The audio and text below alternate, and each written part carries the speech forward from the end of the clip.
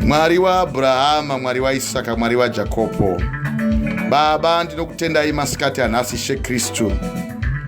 Mwari samasimba ndinouya pamberi penyu Ishe Kristu, pamberi pechigaro chemutsa ndinodzoka pamuri masikati anhasi.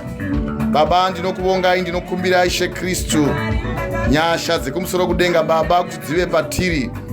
Tinotenda zuva ranhasi Baba Ishe Kristu ramatipa. Tinotenda, tinodzoka pamuri Baba tichitenda upenyu Ishe Kristu hwamakatipa. Baba hatidani Ishe Kristu kun'anga kana kuvavuki, hatidani vanorotswa, hatidani Ishe Kristu masvikiro, asi Ishe Kristu tinoziva kuti mamuri takakwana. Mwari makanaka, tinokutendai zuva rakanaka kudai. Tinouya pamberi penyu Ishe Kristu tichikumbira nyasha dzekururamiswa nemi.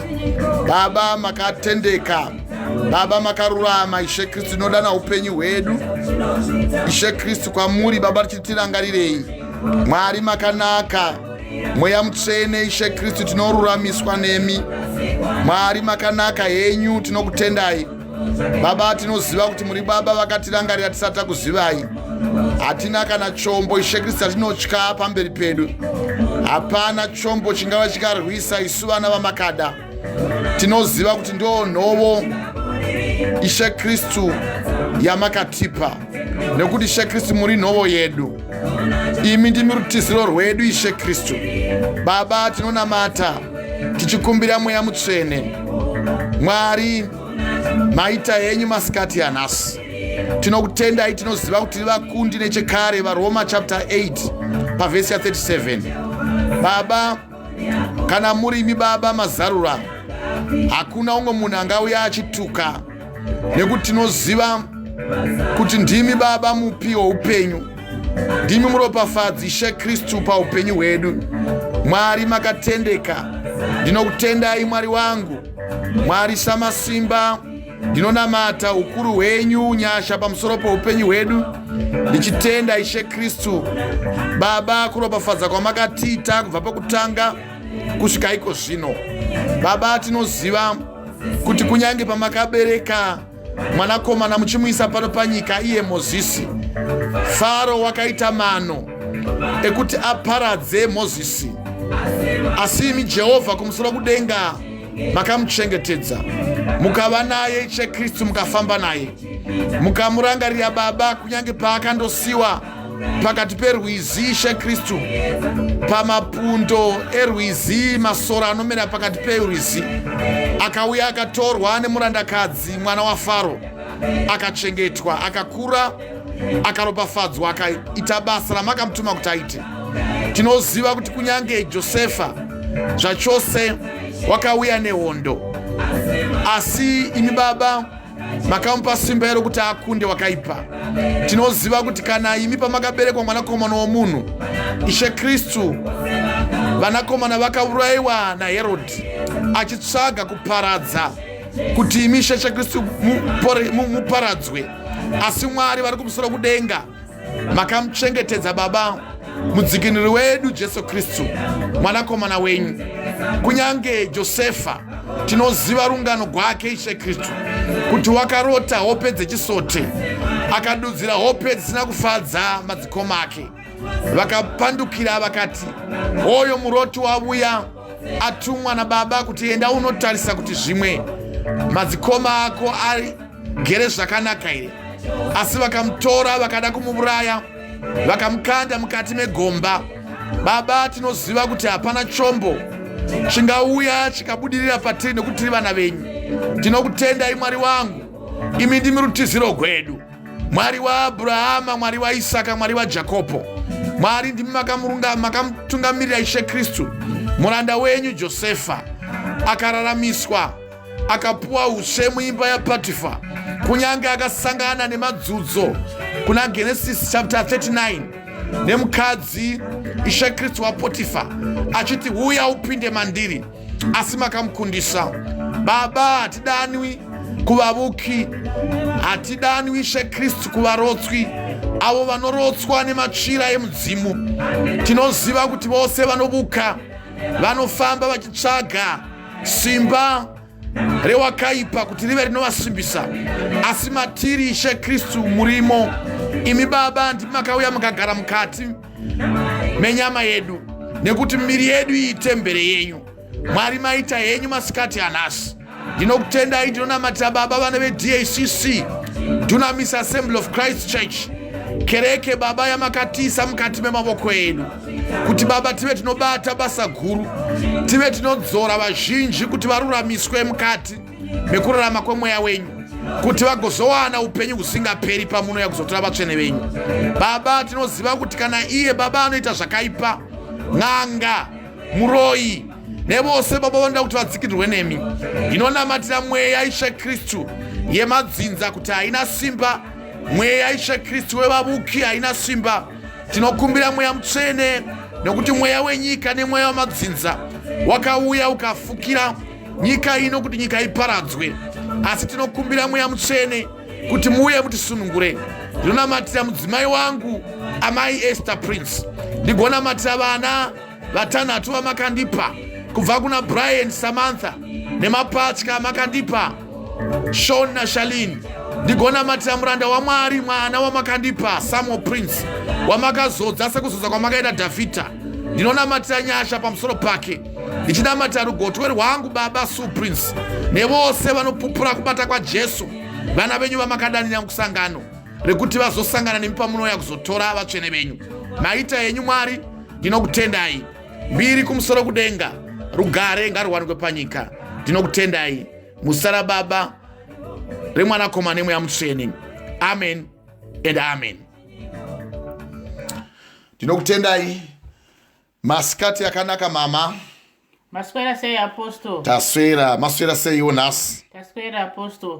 Maswera sei vana veDACC kumativi mana ose enyika. Tinotenda nevose, ndigotsiniravo kuti nevosewo vanobata kupupura kwaJesu makereke akawanda.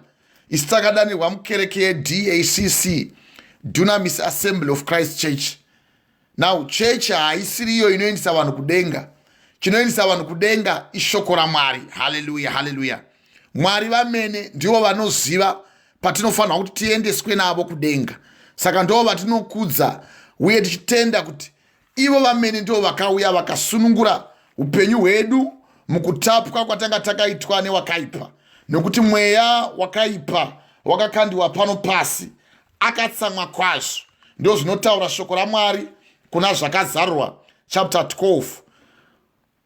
Mukadzi neshato ndo musoro wendima pa vhesi iyoyo. Nhasi toda kutenda Mwari zvikurusa, nekuti musoro wesemoni yedu haikona mukadzi weshato. Iyi ndoda kungoikota zvangu pamusoro pemweya wakakandiwa pano pasi akatsamwa kwazvo. Iri kuna Zvakazarwa chapter 12 kubva pandima ya 7.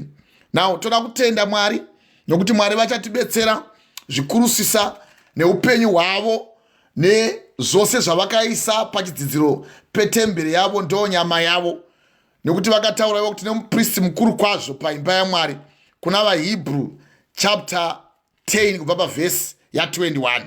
Saka iye muprista mukuru kwazvo wavakativimbisa vakatipa kuti tigare paari, nekuti nauya tinenge tichitsvaga pakupupura kwaJesu kuti dai Mwari vanga varangarira mweya wenyu uye dai maitwa vatsvene kwazvo. Why can't we say amen? Amen. So kana Mwari vachitaura kuna vaHebrew chapter 9 pavhesi chapter 10 kubva pavhesi ya 19 kuti ngatiswedere nemwoyo wechokwadi, chinotiswededzwa kuna Mwari mwoyo wechokwadi. Now patichabata sermon iyi yatichabata zvikurusisa tichikumbura mweya mutsvene kuti uve matiri, muchanzwa mashoko makuru, mashoko anotisa kuna Mwari, mashoko edenga, mashoko eruponeso, mashoko achaita kuti iwe neni tiwane mufaro kwazvo muna Mwari. Hallelujah, hallelujah. So Mwari vachitidana vakatidanira kuti tiwane ropafadzo yekudenga, uye vatidana vakatidana kuti tive tinovada tivanamate mumweya yemuzvokwadi.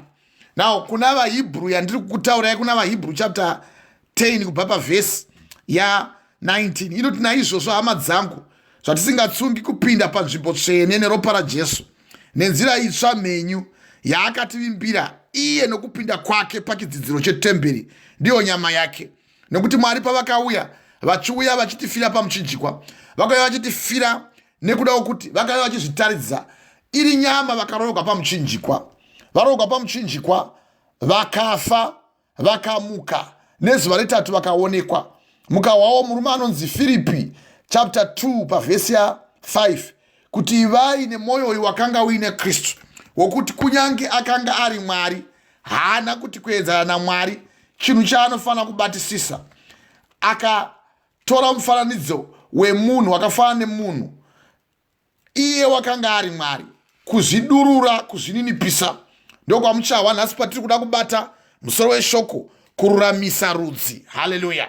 Vachitouya ivo Jesu Kristu vakauya vaine chinangwa chekuti rudzi gwavo gururamiswe. Haleluya! Tichaibata ndima iyoyo tichisapota mashoko ekururamisa rudzi, nekuti hatifaniri kuparidza vhangeri kana rikasava nekururamisa kwavo Mwari rudzi, kana kururamisa iwe neni tigone kumira tichipupura kwazvo kutendeka kwavo kwavakatipa kuna vaHebheru yandandichikukoterai kuti ngatichiswedera nemwoyo wezvokwadi zvatine muprista mukuru muimba yaMwari.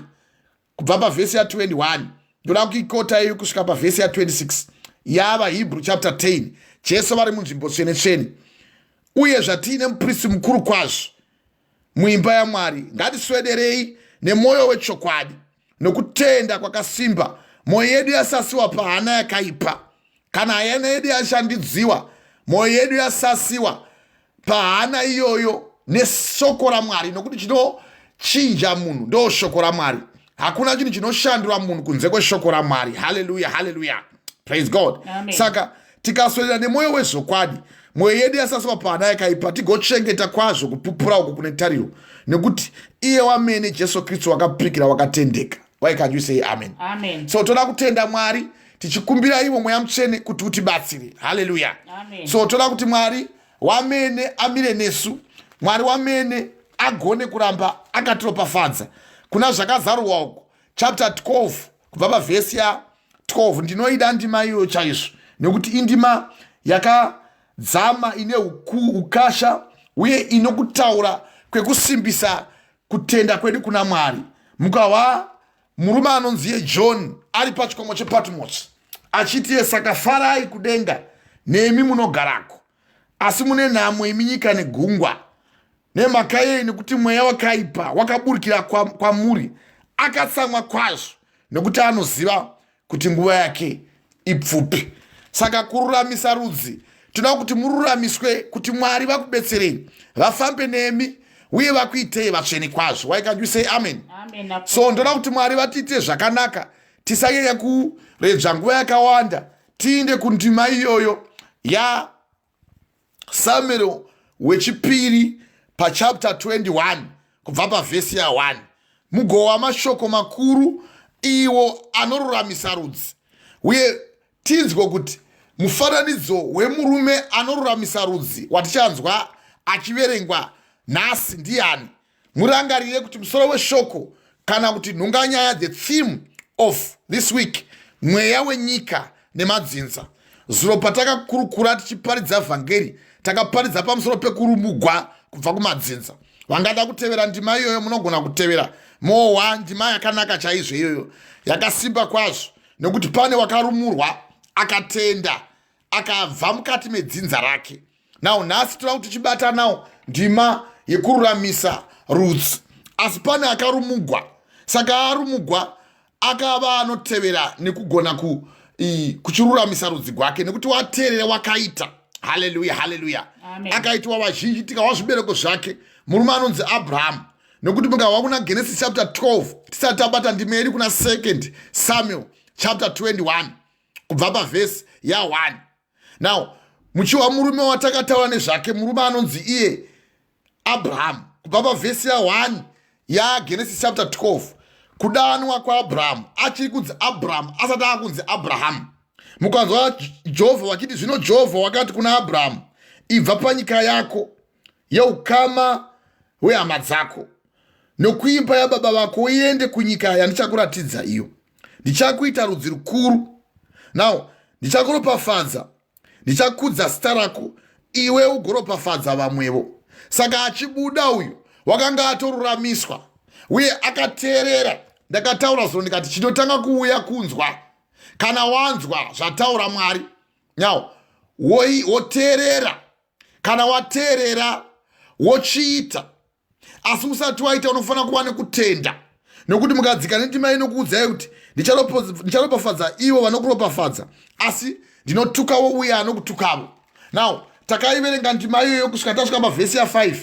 Marudzi ose enyika acharopafadza mauri. Naizvozvo Abhurahamu wakaenda sezvaakaudzwa naJehovha, naRoti wakaendawo naye. Abhurahamu wakanga aine makore ane 85, 75 years, achibuda munyika yeHarani. Abhurahamu akatora Sara mukadzi wake naRoti mwanakomana womunun'una wake nepfuma yavo yose yavakanga vaunganidza.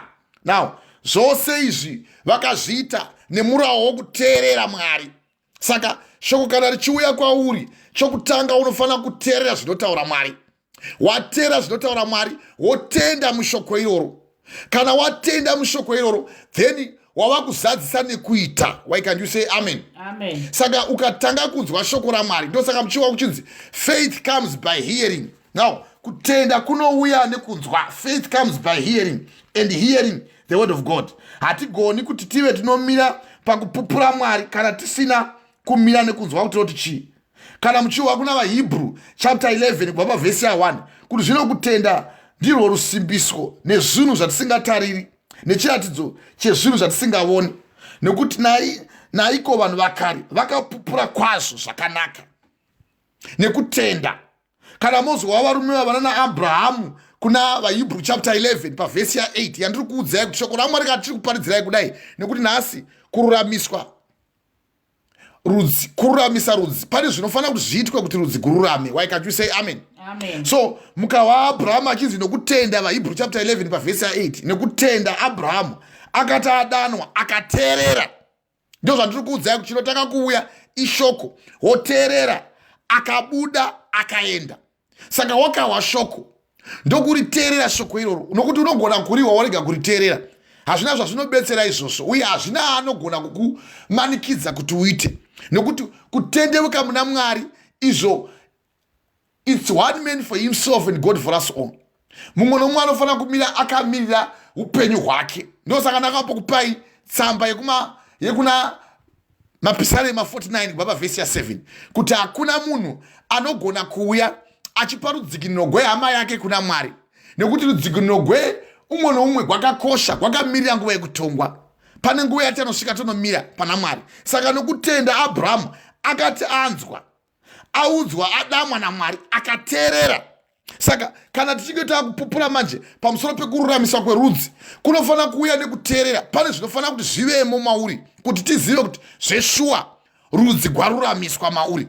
Haugoni kungoita chinhu usina kuteerera, nokuti kana wateerera unofanira kuzoita. Akabuda akaenda kunzvimbo yaakanganza achapiwa ive nhaka yake, akabuda akaenda asingazivi kwaainda.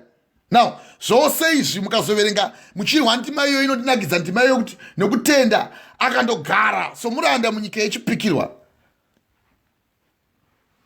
nevanhu vaakanga asingazivi, akagara mutende naIsaka naJakobho vachidya zvavakanga varopafadzwa naMwari. Saka kutenda uku kune ropafadzo zhinji inobuda. Mukawawo murume anonzi Noa, tichaverenga nhasi, tiri kutaura pamusoro pekururamisa rudzi. Pane paakaruramisa rudzi Noa muchapawa, asi nokutendawo Noa akati anyeverwa pamusoro pezvinhu zvichigere kuonekwa, akagadzira areka nokutya Mwari kuti aponese mhuri yake, kureva kuti wakaruramisa mhuri yake. Why can you say amen? Amen. Praise God. Nekuti nhasi musoro wenyaya kururamisa rudzi. Nokutenda Noa, vaHebrew chapter 11 pavhesi ya7, nokutenda Noa akati anyeverwa pamusoro pezvinhu zvichigere kuonekwa, akagadzira areka nokutya Mwari kuti aponese mhuri yake. Saka wakaruramisa rudzi. Hallelujah, hallelujah, praise God. Akapa nyika mhosva nazvo, kureva kuti akapomera vasina kutenda. Ndosaka ndichida kuti tikupadzira nhasi kuti iwe ugone kururamisa rudzi rwako. Ungava mai, ungava baba, une musha wako, uchihwa shoko raMwari, ruramisa rudzi rwako, ruramisa imba yako, ruramisa hama dzako. Hallelujah, hallelujah. Amen. So vakareka nokutya Mwari.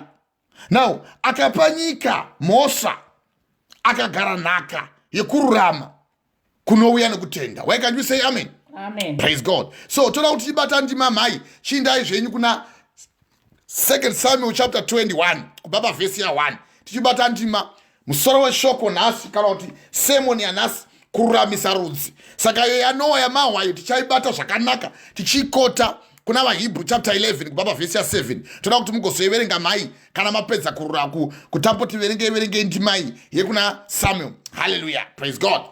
Hallelujah. Hallelujah. Mavapo here mudikani uchimbidzike tifambe nendimbai tibve tabata ndima zvakanaka zvakatsetseka. Hallelujah. Praise God.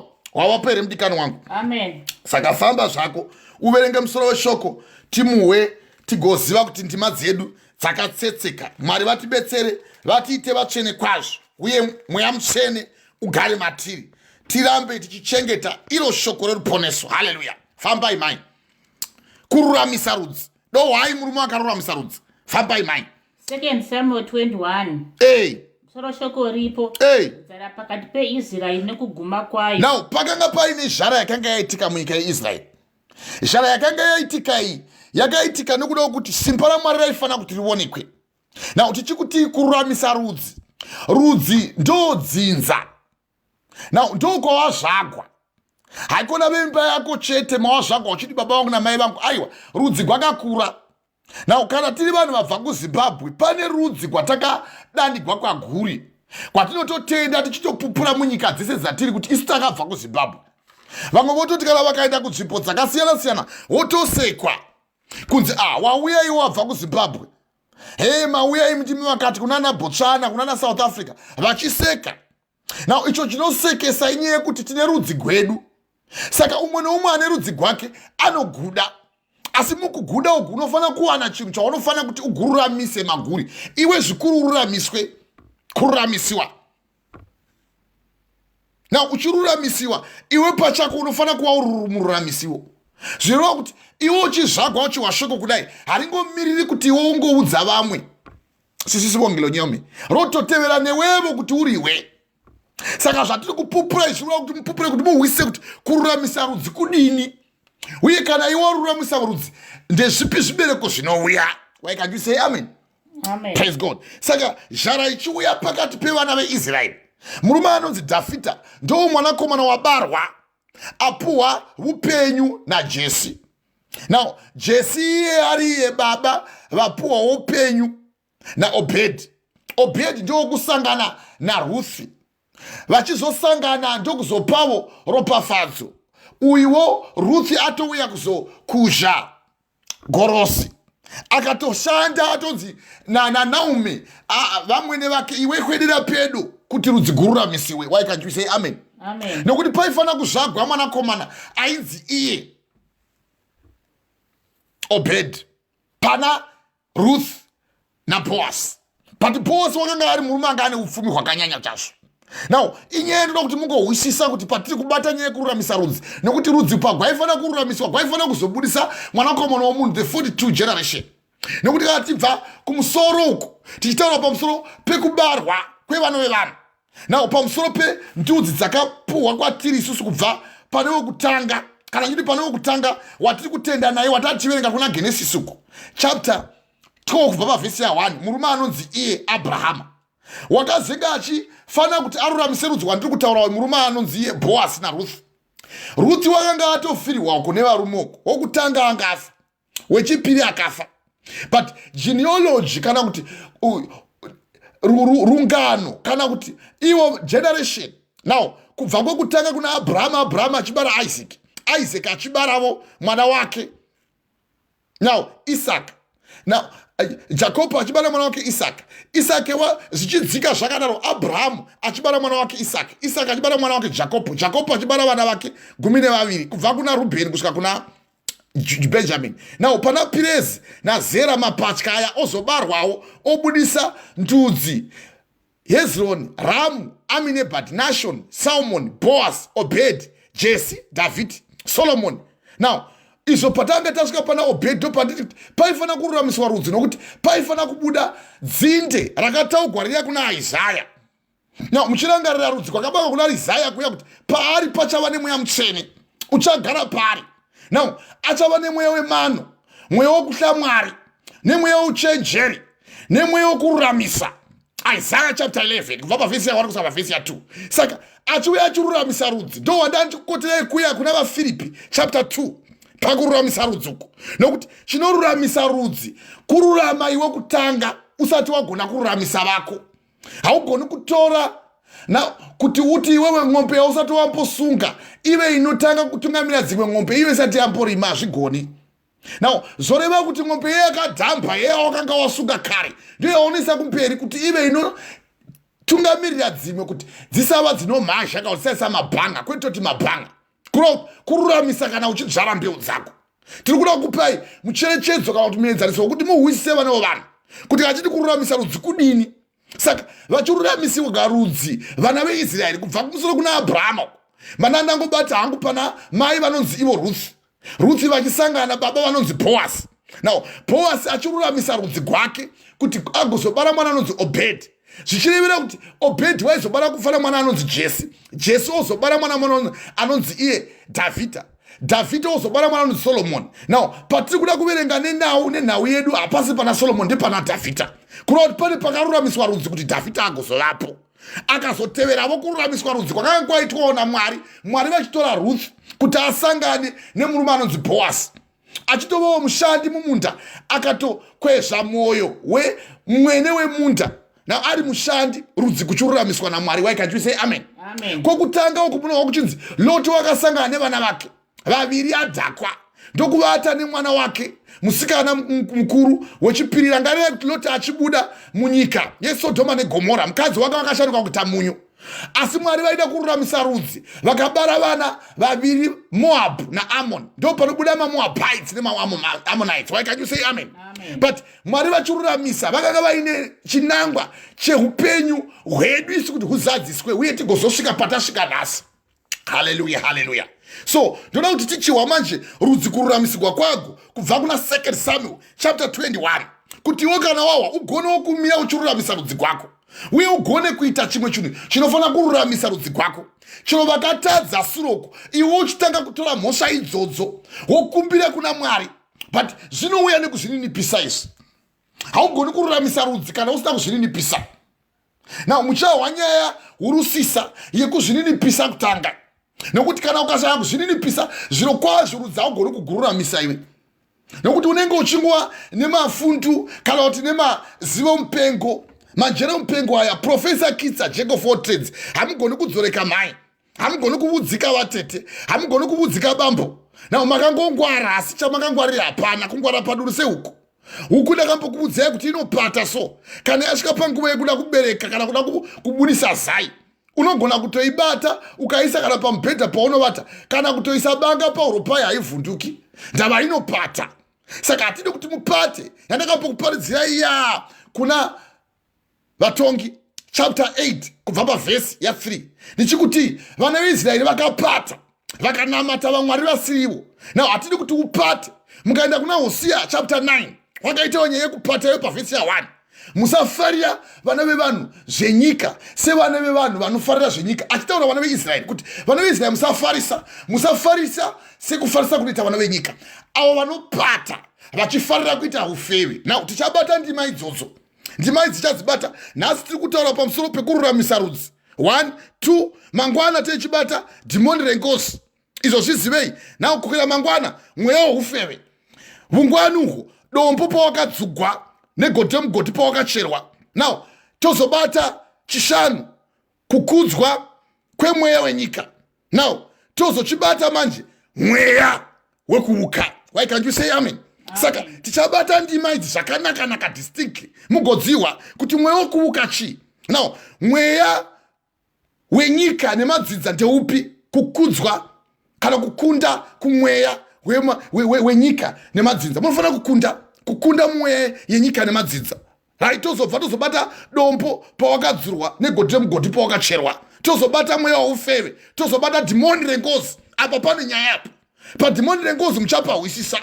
Nokuti padhimoni rengozi ndo papararira vanhu vazhinji. Why can't you say amen? Amen. Nokuti ndo rinouya manje richibata richitsenga zvose zvinoda kuti munhu ave anopesana naMwari, demonic regos. Haleluya, haleluya. Asi nhasi tiri kubata kururamiswa kwerudzi. Haleluya. So toda kuti tichihwisa manje yandiri kutaurira kuti kana tikahwisa kururamiswa kwerudzi tava kugona kubata pademonic regos apa, nokuti pane demonic regos ndo pane nyaya hurusisa. Pane vakawanda vakatowa nedemonic regos. Haleluya, praise God. So chiverengai zvenyu muhemai mashoko anozipa ndichizokubatirai dzimwe ndima zokuti muhwise nyaya yekuti kana ukagona kururamisa rudzi unofanira kuzvininipisa. Ndakakubudzai kuti unofanira kuti urumugwa kubva mudzidza. Ndakakuparidzirai izvozvo zuro. Now iko zvinezvi wagona kurumugwa kubva mudzidza, but wakufanira kururamisa rudzi gwawarumugwa kubva maguri. Haleluya, praise God. Fambai mai nekukasika tipedze chikariki zvetibve. Haleluya. Famba zvako mukadzi wangu. Wanga waverenga kuti nzara pakati peIsraeri now nekuguma kwayo, nokuti yakauya iri zhara yakauya ichipa murume anonzi Dhavhidha. Tingoirwa vanhu nganyaya usati vaiverenga kuti vanova vanhu vazipigwe so kuti vazive kuti muranda waMwari wakadanirwa zokwadi. Now ndakauya kuzopupura zokwadi, ani nani wezokwadi achanzwa izwi rangu. Now wakati wareva izvozvo akabvunzwa futi zokwadi chii. Ndiri kukota kuna John chapter 18 kubva pavhesi ya 37. Pilato achitobudziwa zokwadi. Iye akanga auya kuzoruramisa rudzi, Jesu Kristu. Haleluya, praise God. So ndoda kuti uteerere usabva pano usina kuhwisa kuti rudzi gwangu ndokururamisa sei. Famba handi. Saka Dhavhidha unyaya uda kuverenga, Dhavhidha wanga ari mambo. Saka ari mambo mukadzi wangu nemi vana vaMwari. Ari mambo. Iye akaudzwa naMwari kuti hakuna hondo yauchagwa iwe ukarega kukunda. Kureva kuti wakanga adoudzwa simba rokuti rudzi gwangu kucharuramiswa nekukunda kwako, nokuti mukukunda ndo mukururamisa rudzi. Nokuti haugoni kuva uri mukundi worudzi usingakwanisi kururamisa. Kuna vaRoma chapter 8 pavhesi ya 37 muri vakundi nechekare. You are more than conquerors. Hallelujah. So achiuya zhara ichiuya achiti yeno kwaitika zhara 3 years achitonga. Now ndokuinda ndokutobvunza Mwari, akati Mwari kwaita zhara. Now zhara yauya iyi chicho toita todini. Zvikanzi Sauro baba vako vakadambura sungano yangu ini yandakaita nemagibhonites. Now ndo pamuchawa manje ramangwana vhangeri ichabata murume uye demonic regos. Sauro baba vako iwewe veuBhenjamini iwo ukaJudha, but Benjamin ipa Sauro wakadambura sungano yangu. Chii chaakaita? Zvikanzi wakauraya sungano yange yaitwa nemagibhonites naJoshua. Now who were the Gibeonites? Ndakakubudza izvo. MaGibeonites mukaenda kuna Joshua chapter 10 pavhesi ya 2. That was the greatest nation munyika yeIsrael, muKenani. Ndo yanga iri Borodeo-Brook muHarare menyu. Ndo yanga iri Sandton kuSouth Africa. Now ndo yanga iri kana Gabs, handisi kuti ndo Polokwane iri kwauri mwana mai vangu kunyaradza, handisi kuti ndokupiwo. Now ndo yanga iri nzvimbo yaishisa, ndo yanga iri London, ndo yanga iri Westminster. Vakazvininipisa. Now para Joshua chapter 9 pavhesi ya 4 maGibeonites akafunga mano. Vafunga mano vakanozvininipisa pakaenda pamberi paJoshua, nokuti Joshua wanga atenderera masvingo oJeriko 7 times akatsenuka nepakati akadambuka. Vakafunga mano yekutofanira kuti tiende tinoona murume anonzi iye Joshua. Ndo pane nyaya ndoda kuti uhwisise kuti nemhaka tichiverenga tsamba yavaSamueri vechipiri chapter 21 kubva pavhesi ya 1 kusvika pavhesi ya 14. Why can't you say amen? Amen. Now zvadero bhuku yangu inoenda kuperi chitiyo zvaita nhoroondo saizvozvo. Uyu murume uyu awana vanhu vamaGibeonites vachiuya, akavabvunza kuti ko imauya mabvepi pakati tabva kure, tatouya nempuwa dzedu dzakaparuka. Now nempuwa dzedu dzavhuvha, neshangu dzedu idzi dzashakara, tabva kure. Izvo vakanga vasingadi kuburawa. Ndokuzozviziva, azviziva abvunza Mwari. Muchaiwa ndima iyoyo abvunza Mwari. Mwari vakati chinda kutovaudza kuti ndaziva kuti ndimani. Kati ko marevere chii nhema? Zvikanzi hatichita sungano. Muchaiwa sungano yavakazoita manje yekururamisa rudzi gwavo iwo maGibeonites. Akanzi iye rudzi kugara kuchirurama, asi kubva nhasi imi ndi muchava vatemi vehuni. Panguva yekuti vana veIsraeri vanenge vachifamba mugwenga usiku kunotonhora, uye muchachera mvura, muchivapa mvura yekumwa, nekuti patakuda kuti tisvike takuda kunoyambuka rwizi Jordan kuti tipinde, tarisai tatsenura Jeriko yadambuka, takuda kupinda muKenani manje. Haleluya, haleluya. So zvichiitwa izvozvo izvo yange iri nyaya yekuzvininipisa. Saka muchaiwa nyaya yekuzvininipisa iyi ndo inouya pakururamisa rudzi. Haugoni kugamuchira rudzi gwako ukagona kusava kunozvininipisa. Unofanira kuzvininipisa muna Mwari, kwete muvanhu, kwete muteve, kwete mun'anga, kwete kuvavuki. Haleluya, haleluya. Kana kumasvikiro, kana kuvaprofita venhema. asi kuna Mwari ndokwaunozininipisa. Ivo vachizvitaridza vachiva vachizoruramisa rudzi. Tichaiverenga ndima iyo. Chimbisikai mai, fambai tinzwe. Haleluya, fambai. Pavhesi ya1, fambai. Pavhesi 1. Zvino pamazuva aDhavhidhi. Zvino pamazuva aDhavhidhi. Kwanga kune nzara makore 3 akatevedzana. Ndowa. Dhavhidhi akabvunza Jehovha. Chiwa. Jehovha akati, imhaka yaSauro neimba yake yeropa nekuti vakauraya vaGidheoni. Wazviona manje? Ndo pakaita nyaya muri kuda kuwafamba handei mama. Pavhesi 3. Mambo akadana vaGidheoni akati kwavari, zvino vaGidheoni vakanga vasi vana veIsraeri. Asi ndivo vakanga vasara kuvaAmori. Ndo vaAmonites andiri kutauraya kuti ndo vakabuda pakazvagwa vana nevana vaLoti, pakazozvagwa Amoni naMoabhites. Loti wapinda mukati memhandara dzake dzamupa waini mazambirika kuti adhakwe, vakavata naye. Ndo rudzi kwabuda maGibhonites kumaAmoni. Haleluya, fambai mai. Ndivo vakanga vapikirwa navaIsraeri. Asi Sauro wakatsauka ukavauraya. Now ndo patichabata mangwana dhimoni rengozi. Sauro wakatsauka akavauraya. Handi ivo vaita sungano naMwari. Famba. Nekushingairira kwake vana vaIsraeri navaJudha. Very good. Pavhesi 3. Dhavhidhi akati kuvaGidheoni, ndingakuitirei inyi? Ndingayananisa neiko kuti muropafadze nhaka yaJehovha? Famba. Pavhesi 4. VaGidheoni vakati kwaari, haisi mhosva yeSirivheri kana yendarama pakati pedu naSauro. Famba. Imba yake. Handi. Hatingafaniri kuuraya munhu pakati. Famba mukadzi wangu, famba. Pakati peIsraeri. Iye akati, chamureva ndichakuitira iwo. Handi famba pavhesi 5. Ivo vakati kuna mambo, iye munhu wakatipedza, wakatifungira mano akaipa kuti tiparadzwe nekugara nhaka panyika yose yeIsraeri. Very good. Pavhesi 6. Varume vanomwe vevana vangu ngavapiwesu. Very good. Vasungirire pamberi paJehovha paGibhea raSauro. Very good. Mutaurwa waJehovha. Mambo akati, ndichakupai ivo. Iwa manje shoko ramambo. Nyaya yekururamisa rudzi. Unofanira kuzvininipisa iwe. Uye kana waudzwa naMwari zvokuita chitevera. Haikona kuti Mwari vakuudza chokuita iwe usindimara moyo. Ndakuparidzirai nyaya yekusindimara moyo. Now, mweya wakaipa wokuti unogona kuoma moyo. Iye achindobvunza ari mambo kuvana vakanga vasiri veIsraeri, vana veimba yaAmoni. Ndo vochiudziwa manje kuti zvino zvandoda kuti utevere zvandakakuudza izvi.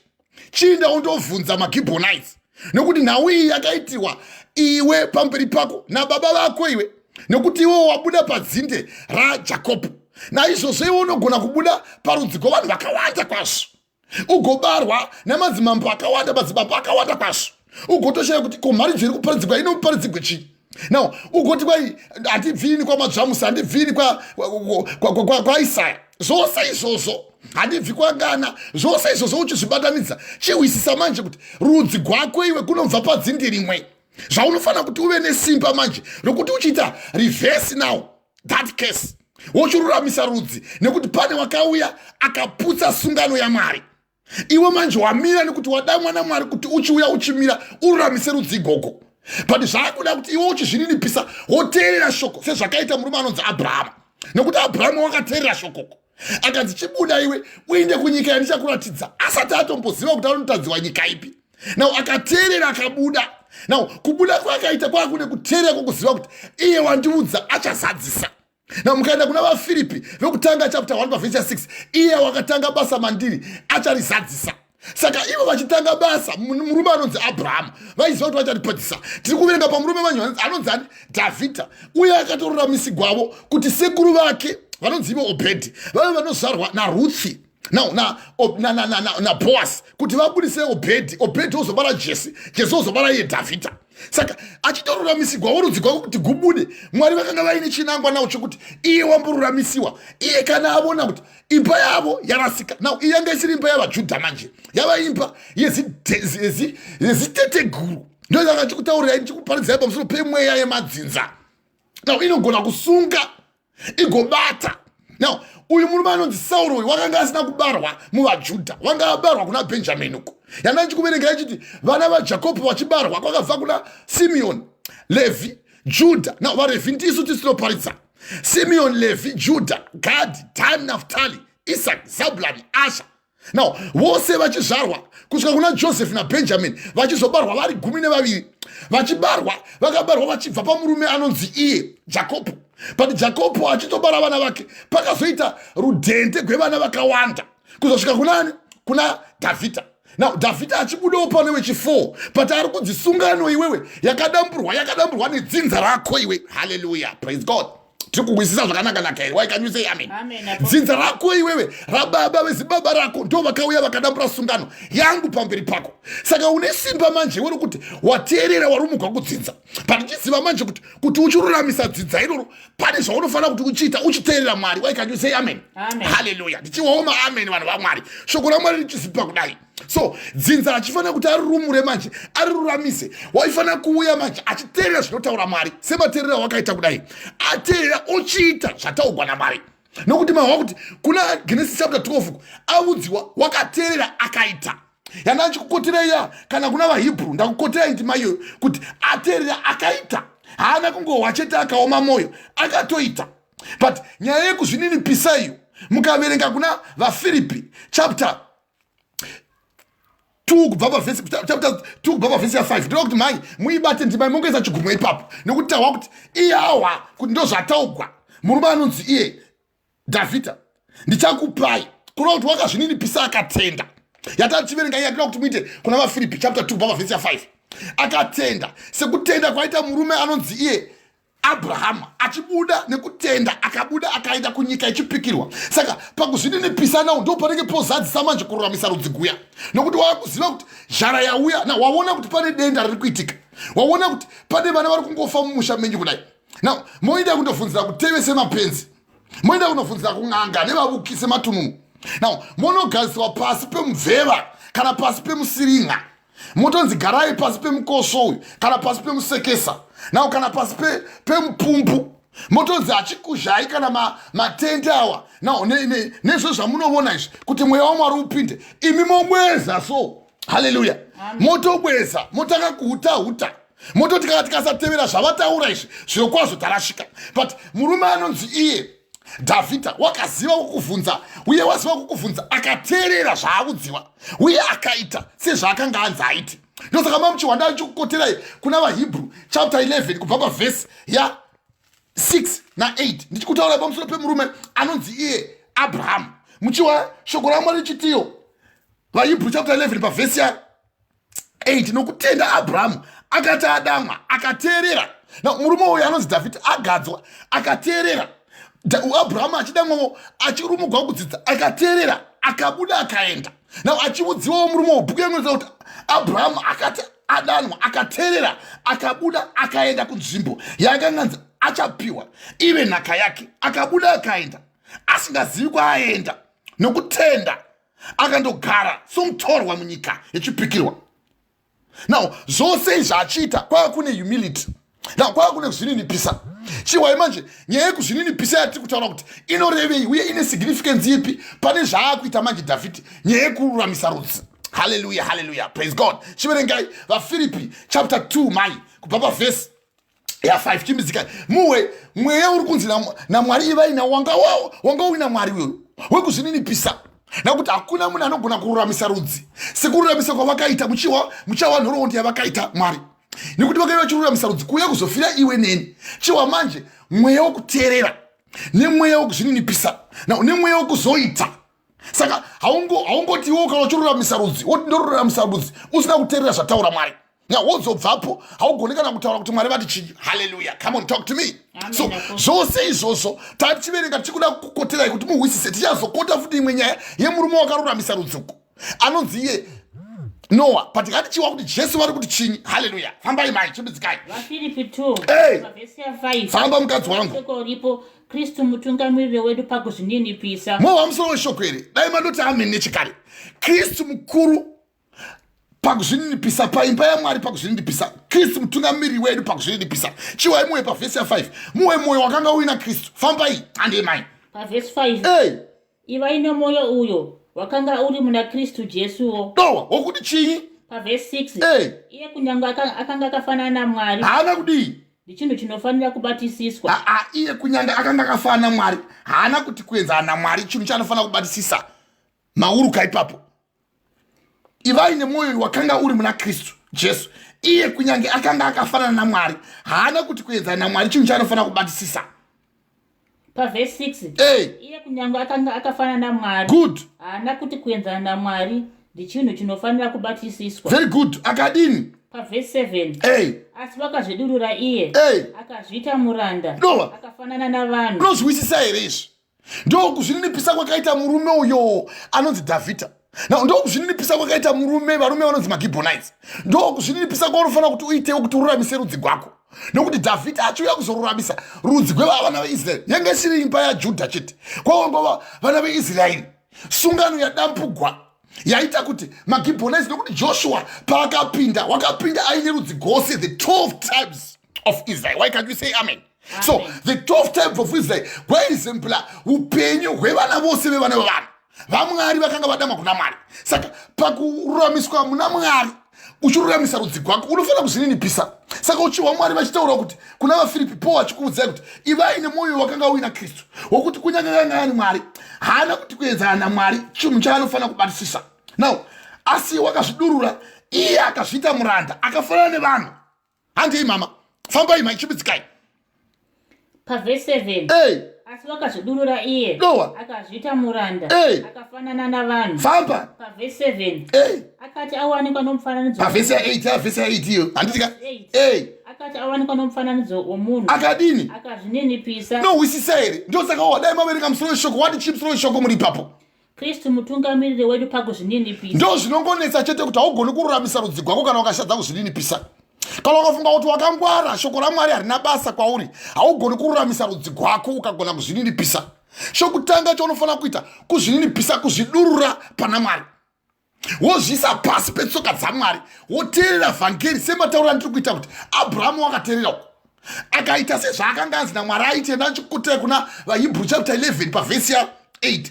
Nokutenda Abrahamu, watenda mushoko atoparidzai. Nokutenda Abrahamu akati adanwa akateerera akabuda akaenda kunzvimbo yakanganza achapiwa ive nhaka yake, akabuda akaenda asingazivi kwaaenda. Nokutenda akandogara somuranda munyika yechipikirwa sapanyika yevamwe, akagara mumatende aIsaka naJakobho vadyi venhaka yechipikirwa. Now zvose izvi unoropafadzwa kana wagona kuzvininipisa. Saka wawa manje kuti wazvininipisa Kristu chibidzikai, maitira kuti pedze kuna 2 Samuel chibidzikai. Wazvininipisa ichi chakaitika pavhesi ya 8. Akati awanikwa nemufananidzo womunhu akazvininipisa ndei. Akati awanikwa nomufananidzo womunhu akazvininipisa. Famba. Akateerera kusvika parufu, irwo rufu rwomuchinjikwa. Now izvo zvichiitigwa iwe kururamisa rudzi rwako. Nokuti pavaiuya kuzofa Kristu vanga vasinga kuzongofa kuti vataridze kuti kufa kunofiwa. Vakati vachifa kuti vafire zvivi zvako. Na uchiwa kuti chikota ndima yaJohani chapter 3 verse 16.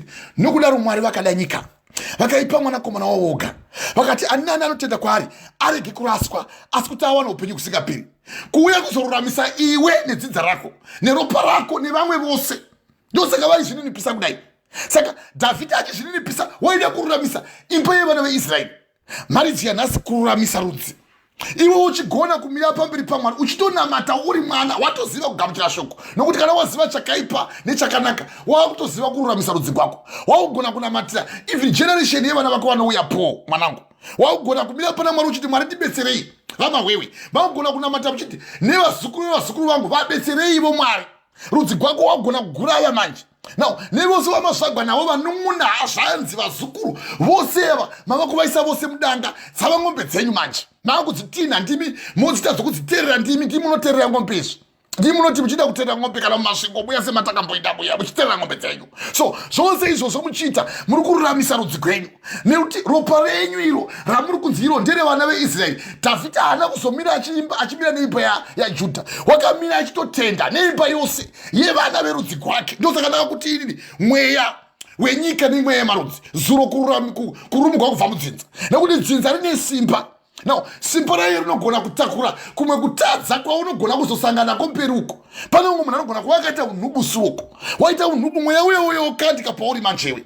No, wakandika kwauri zvoshayiwa mano. Hallelujah. betseraiwo murume wako iwewe mai mawewo murume wako ari kuti no sound panapa. Haleluya.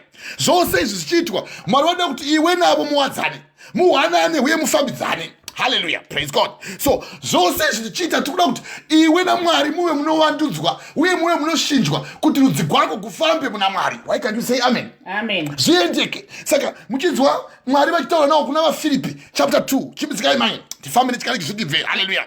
Pavhesi 9. Hey. Saka Mwari wakamukudza zvikuru. Nenyaya yekuzvinibvidzokerai pavhesi ya8 iyo ndinoida chose ndima ya8 iyo. Pavhesi 8. Akawanikwa aine mufananidzo womunhu akazvininipisa akateerera kusvika kurufu, irwo rufu amuchinjikwa. Ndiada achiparidza nyaya yekuti wakazvinipisa kuzoruramisa rudzi rwako iwe neni. Wakanyusiya amen. Amen. Pavhesi ya9 chiwai zvibereko zvekuzvininipisa manje nezvamuchawa futi kuzvichapuwa Dhavhidha, nekuti Dhavhidha achinziye inde unobvunzai ivo ati kwaita zhara Mwari kwakai bvunzai ivo maGibhonites ndo vakaita mano ekuuya vachiita basa yesungano yavakanga vapuwa naMwari. Now sungano iyi yakanga iri yekuti vave vanogona kubetsera vana veIsraeri vachivapa mvura, nekuti mugwenga kana ari masikati munopisa. Now kana kotonhora vaifanira kutema huni vachiuya nadzo vachitoya vachidziya moto. Iwe Sauro uya woputsa sungano. Ndosakada kuti nhasi kururamisa rudzi, mangwana timonere ngozi. Ndo semoni yamangwana, musamisa vana vanhu. Haleluya. Haleluya. So tichiparidza kudai tinoda kuparidza kuti muwise kuti tichengete kupupura kwazvo kune tariro yedu kutirega kuzunguswa, nekuti iye wakapikira wamene wakatendeka. vaHebrew chapter 10 pavhesi ya 23. Tikachengeta kwazvo kupupura kune tariro kutirege kuzungunuswa, nekuti iye wamene wakatendeka. Ngatirayirane timutsane mwoyo, ndo watiri kumutsana uno. Tive nerudo nemabasa akanaka. Tikashayiwa rudo kwekuti tigone kururamisa rudzi rwedu, hapasina chatichararamira pano pasi. Haleluya. Tinofanira kuraramisa rudzi rwedu. Muchiwa Mwari vachibheja kuna Deuteronomy kuti handifari nevavo vanonamata zvifananidzo kuna Deuteronomy chapter 5 pavhesi ya 6. Ndinorova vabereki ndorova zvivi zvevabereki kuvana vavo kubva kurudzi rwechitatu kusvika rwechina, nekuti ndiri Mwari ane godo. Matadza kururamisa rudzi rwenyu, matadza kundinamata, vanoranga Mwari. Saka vakarangwa uku. Now Sauro vachitoita wakaita hondo yekuparadza vana veIsraeri.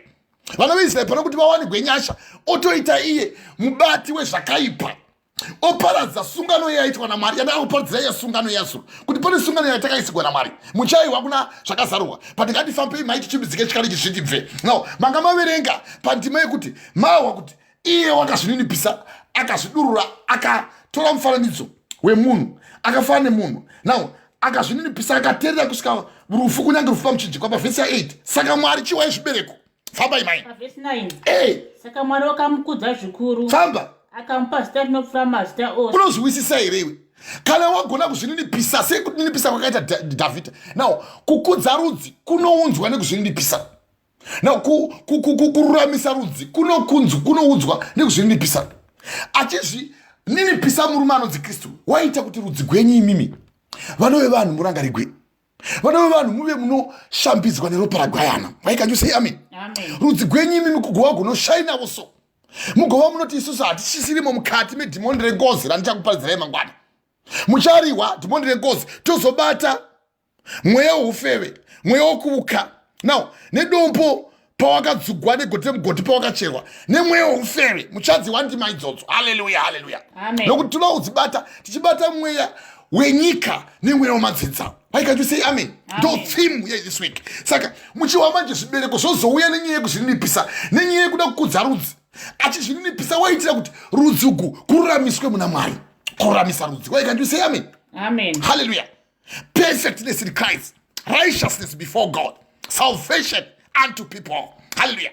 Kururamiswa muzokwadi, kudzikinwa kwevana vevanhu ndo kururamisa. Now kururamisa ndo yatoti righteousness, perfectness, purity. Achizviita Kristu waida kuti mucheneswe, iye wamene akauya achizvitaridza. Now muchiwa achitaura pamusoro pesimba rake kuti naizvozvo hama dzangu, vaHebrew chapter 10 pavhesi ya 21 ya 19. Hebrew chapter 10 pavhesi ya 19. Naizvozvo hama dzangu, zvatisingatsungi kupinda panzvimbo tsvene neropa raJesu nenzira itsva mhenyu yaakativambira iye nokupinda kwake pachidzidziro chetemberi, ndiyo nyama yake. Kuna kuti wakauya achizvipira kurovegwa pamuchinjikwa kuita kuti rudzi gwako negwangu kururamiswe. Why can't you say amen? Amen. So rudzi kuchururama ndakuudzai kuti kana ini kwandakazvagwa kuna vajekeko, kuna Isaya ari mhiri kwamazviwa uko. Now inini manje ndakufanira kuti ndichururamisa rudzi kwamuri kuwa Dhavhidhi achiruramisa uko. Hallelujah. Amen. Now achiruramisa, ari kururamisa rudzi kwokuti aye anogona kubata mhosva yakaitwa nezibaba kana nezitete rakaudza mweya weuori kana kuti mweya wehumhondi, mweya wokuuka, mweya weun'anga. Izvi zvichiitwa zvose zvichiitwa kuti rudzi gose kuve kunosvibiswa. Na uzivei kuti munhu wani anogona kungosvibisa rudzi gose. Ndakakuudzai kuti nzungu imwe yakaora inovodza dama rose. Munhu wani akauya akangokusvibisai mumusha so rudzi gose kwakutonzi vanhu vekwani hamuvazivi here dziyai mbavha nekuda kwemunhu wani.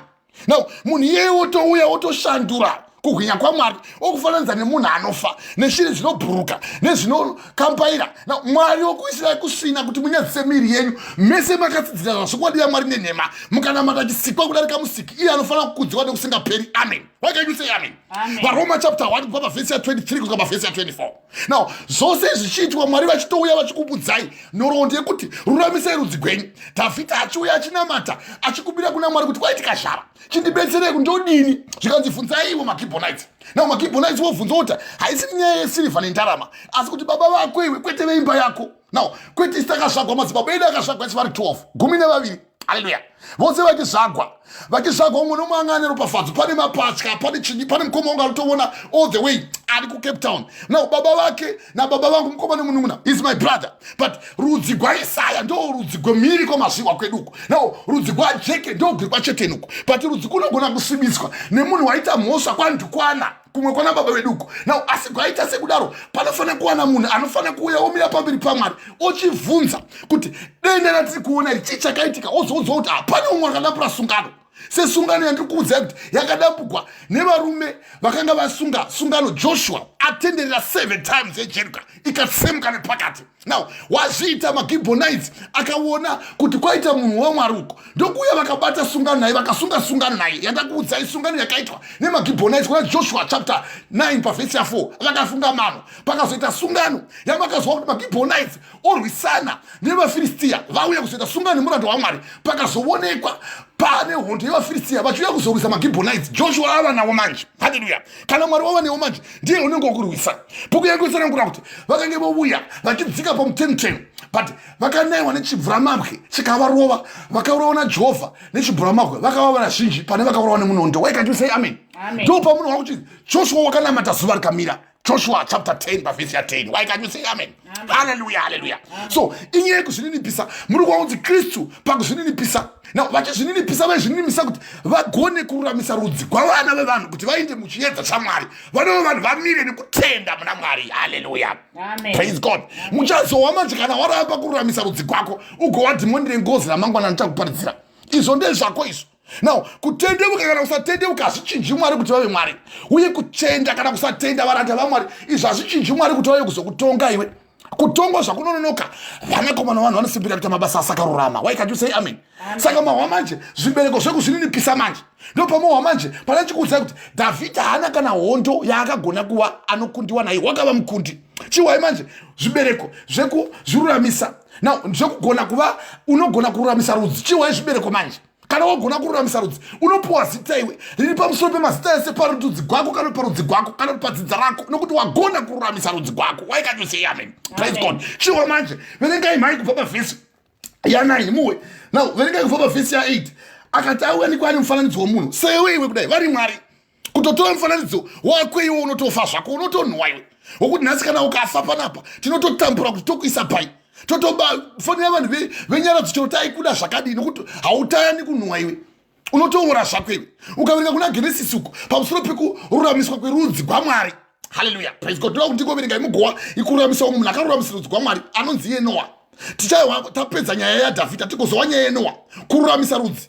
Now kunokunda zvibereko zvekuuya tichipa kuna Mwari achiruramisa rudzi kwevana veIsraeri iye ari muJudha, achiruramisa rudzi kwevana veIsraeri kwakanga gwareswa nemuBenjaminite. Waigona kungoita gadzingai kwetoti gadzingai kuti havasi veimba yangu apa, handivazivi uye havanei neni, Saka Mose yaifana kuripwa nekuzvininipisa kuti vose vakauya vachikanganisira Mwari, ini ndiri mukati mavo. Wodziva kuti kana rudzi rwako rwakauya kukatukwa nezvakaipa zvavakaita. No, muchikanganisa zvenyu muchiita chiuri. Rangarirai kuti zvamunoita izvi vana vanhu inhodzera zvinouya zvichitonga. Ndosaka Mwari uchiwa Mwari vachitaura kuna Deuteronomy chapter 5 verse 6 ndinoranga, ndiri Mwari ane godo, ndinoranga zvivi. Now zvevana zvevabereki kuvana vavo kubva kurudzi rwechitatu kusvika kurudzi rwechina kwevanondivenga. Now ndigoitira nyasha vane zuru nezuru nemazana kwevanondida. Saka iwo kana watanga kukanyira imba yako chiziva kuti wava nenhamo. Imba yako ichatongwa naMwari ende iwe haugoni kuita chimwe chinhu nekuti iwe unenge wafa. Uye kana wafa watomirira kutongwa zvakazarwa chapter 20 pavhesi ya 11 kusvika pavhesi ya 15 takakuverenga indima iyo. Watomirira kutongwa ende kutongwa kuchauya uchigochewa nenyaya yekusara kuteerera kwakoko. Tichikuudza kuti ruramisa rudzi rwako. Uye iwe uchiziva kuti kana waruramisa rudzi rwako imba yako icharamba yakamira pakururamiswa ipapo naMwari. Why can't you say amen? Amen. Praise God. Munodawo zvokwadi mhanzi yakanaka zvakadini inokunisai kudenga kudai. Ukawa kuna zvakazarwa chapter 20 kubva pavhesi ya 11 pamusoro pekuzururamisirwa kwatinofanira kuti tive nako nokuti kutonga kuchauya, kutonga kwokupedzisira. Pavhesi ya 11 zvino ndakaona chigaro choushe chikuru chichena naiye akanga agere pamusoro pacho, nyika nedenga zvikatiza pamberi pake, kutotiza pamberi paMwari. Now mukaenda kuna Matthew chapter 24 pavhesi ya 34 na 35 inoti rudzi uku hagungapfuuri kusvika zvose zvandakataura zvaitika. Ndinokuudzai chokwadi kuti denga nenyika zvichapfuura asi shoko rangu randakareva haringapfuuri. Why can't you say amen? Saka uchiva kuna zvakazarwa chapter 11 tiri kutaura pamusoro pekururamisa rudzi rwako. Rudzi rwako kana kwakaiva kune umwe munhu wakapomba kumasuroko mava vapombi mese manje na mweya uyo hauchabudi. Ndosaka ndakakuudzai chidzi pandakarimugwavo ndakatopuwa rimwe zizita ravamwe baba vanga vachinzi ivo baba ugoona manje chirega uone yanga iri shasha revakadzi. Na mweya uyo ukada kutondibata ukatondibata I should say wokutodawo mvana so wokutevera nemahure nokutotevera nezvinhu zvisina nebasa rose. Ndiri kuparidza zvakararamika mandiri kana ndikuudzai izvi muchiwa Paul aitaura kuna 1 Corinthians chapter 6 pavhesi 11 kuti vamwe venyu tanga takadaro asi takashambidzwa neropa raJesu Kristu. Why can't you say amen? Tikabwinywa, tikaona kubwinya kwaMwari tiri muzvivi. Saka ndikuudzai kuti ruramisai rudzi rwenyu. Rudzi rwenyu ngaguve kunouya kuna Mwari. Now tichitouya tichizodambura kesi manje nekuti tikati vana vangu hatidi kuti vamborarama upenyu iko kwenyu. Ndapuwa zita remunhu wakanga akaipoko, wakanga achitora vakadzi vakawanda. Izvo zvakatoitika haisi muhashai, ichokwadi izvi. Now hatikudzi zvinhu zvakaipa iye Mwari achiti kwaakagoita mumwe chete oga iye akatsvaga rudzi kwaMwari, kwaakagoita mumwe chete oga iye akanga ane mweya wakasara. Saka ngakurege kuva nomumwe anonyengera upenyu hwemukadzi woujaya hwako kuti uende kundohurako. Now ndakanga ndotobuda ndotohura mukadzi wangu uyu aripo. Izvi ndokuudzai nekuti ndakazviita ndisandadamwa. Hallelujah, hallelujah. Praise God. Praise God. Ine mene mukadzi wangu. Amen. Tikaita zvinorova kushoko. Saka tiri kuparidza ivhangeri kuti muende kudenga, ruramisai rudzi rwenyu. Hallelujah, hallelujah. Saka muri kuwa manje kuti kutongwa kwokupedzisira. Zvino ndakaona chigaro choushe chikuru chichena kuna zvakazarwa chapter 20 iyo ndiri kukota kubva pavhesi 11. Zvino ndakaona chigaro chikuru choushe chikuru chichena naiye akanga agere pamusoro pacho, nyika nedenga zvikatiza pamberi pake zvikasawanirwa nzvimbo yazvo. Ipapo ndikaona vakafa vaduku navakuru. Na uchitohwa kuchi vakafa vanogona kuita zvakanaka muchitonopira zvokwadi kutoenda muchitokanda nemvura nechinyi vanoda nyota. Iwo newo kutotengawo chaiko nemakabichi nekutonzi matsvaga usavere kutonotenga mbudzi chaizvo kutourayira vanhu vanofanira kuti vandovuka uko. Na ndichakuparidzirai pamusoro pemweya wokuvuka. Izvo zvose izvo ndichakudzidzisai nekuti mweya waMwari uri pamusoro pangu kuti ndiyo kuzoparidza ivhangeri kuvarombo uye ndizosunungurawo vakatapwa, ndizosunungurawo avo vakasungwa nemweya wesvina, ndizopupura kuuya kwemwanakomana womunhu. Akaivhura tsamba iyoyo akakota kuna Isaiah 61 kubva pavhesi ya 1 kusvika pavhesi ya 3. Iye akavhura apinda musinagogo pana Luka ndo yakaikota Luka chapter 4 pavhesi ya 18. Why can you say amen? Amen. Praise God. So muchiwa manje kutongwa manje kunozouya kuti ipapo ndikaona vakafa vaduku navakuru vamire pamberi pechigaro choushe, bhuku dzikasarurwa neimwe bhuku youpenyu ikasarurwa. Vakafa nao vakatanga kutongwa nezvakanga zvakanyorwa mumabhuku sezvavakabata. Iwo ndio paunoteverera munhu wakafa na worega kururamisa rudzi rwako nekuti wakawa kuti baba vako vakanga vari bhizi nekubika madoro, iwo teverawo kubika madoro. Uchitotohwa kuti vakafawo vachanotongwa nemabasa avo. Why can't you say amen? Amen. Vachinotongwa, gungwa rikabudisa vakafa vakanga vari mariri norufu nehedhesi zvikabudisawo vakafa vakanga vari mazviri, mumwe nomumwe akatongwa sezvaakabata. Ipapo rufu nehedhesi zvikakandirwa mudziva remoto. Ndiro rufu rwechipiri, ndiro dziva remoto. Now zvino kana munhu akawanikwa asina kunyorwa mubhuku yeupenyu akakandirwa mudziva remoto, why can't you say amen? Zvakazarwa chapter 20 kubva pavhesi ya11 kusvika pavhesi ya15. Why can't you say amen? So zvose izvi dzidziso yedu yekuti mawa Kristu achidzi saka Mwari vakamukudza zvikuru, vakamupa zita rinopfuura mazita ose, kuti mumazita raJesu Kristu mavhi ose apfugame, ari kudenga naari panyika navari pasi nepanyika, kuti ndimi dzose dzigodidzira kuti Jesu Kristu ndiye Ishe, kuti Mwari Baba vari kudenga varumbidzwe. Why can't you say amen? VaFilipi chapter 2 kubva pavhesi ya9 kusvika pavhesi ya11. So chidzokera yemuchihwa nyaya yemurume uya wakagona kutendeka akava anomira pana Mwari, akagona kuda kururamisa rudzi gwake gwevana veIsraeri.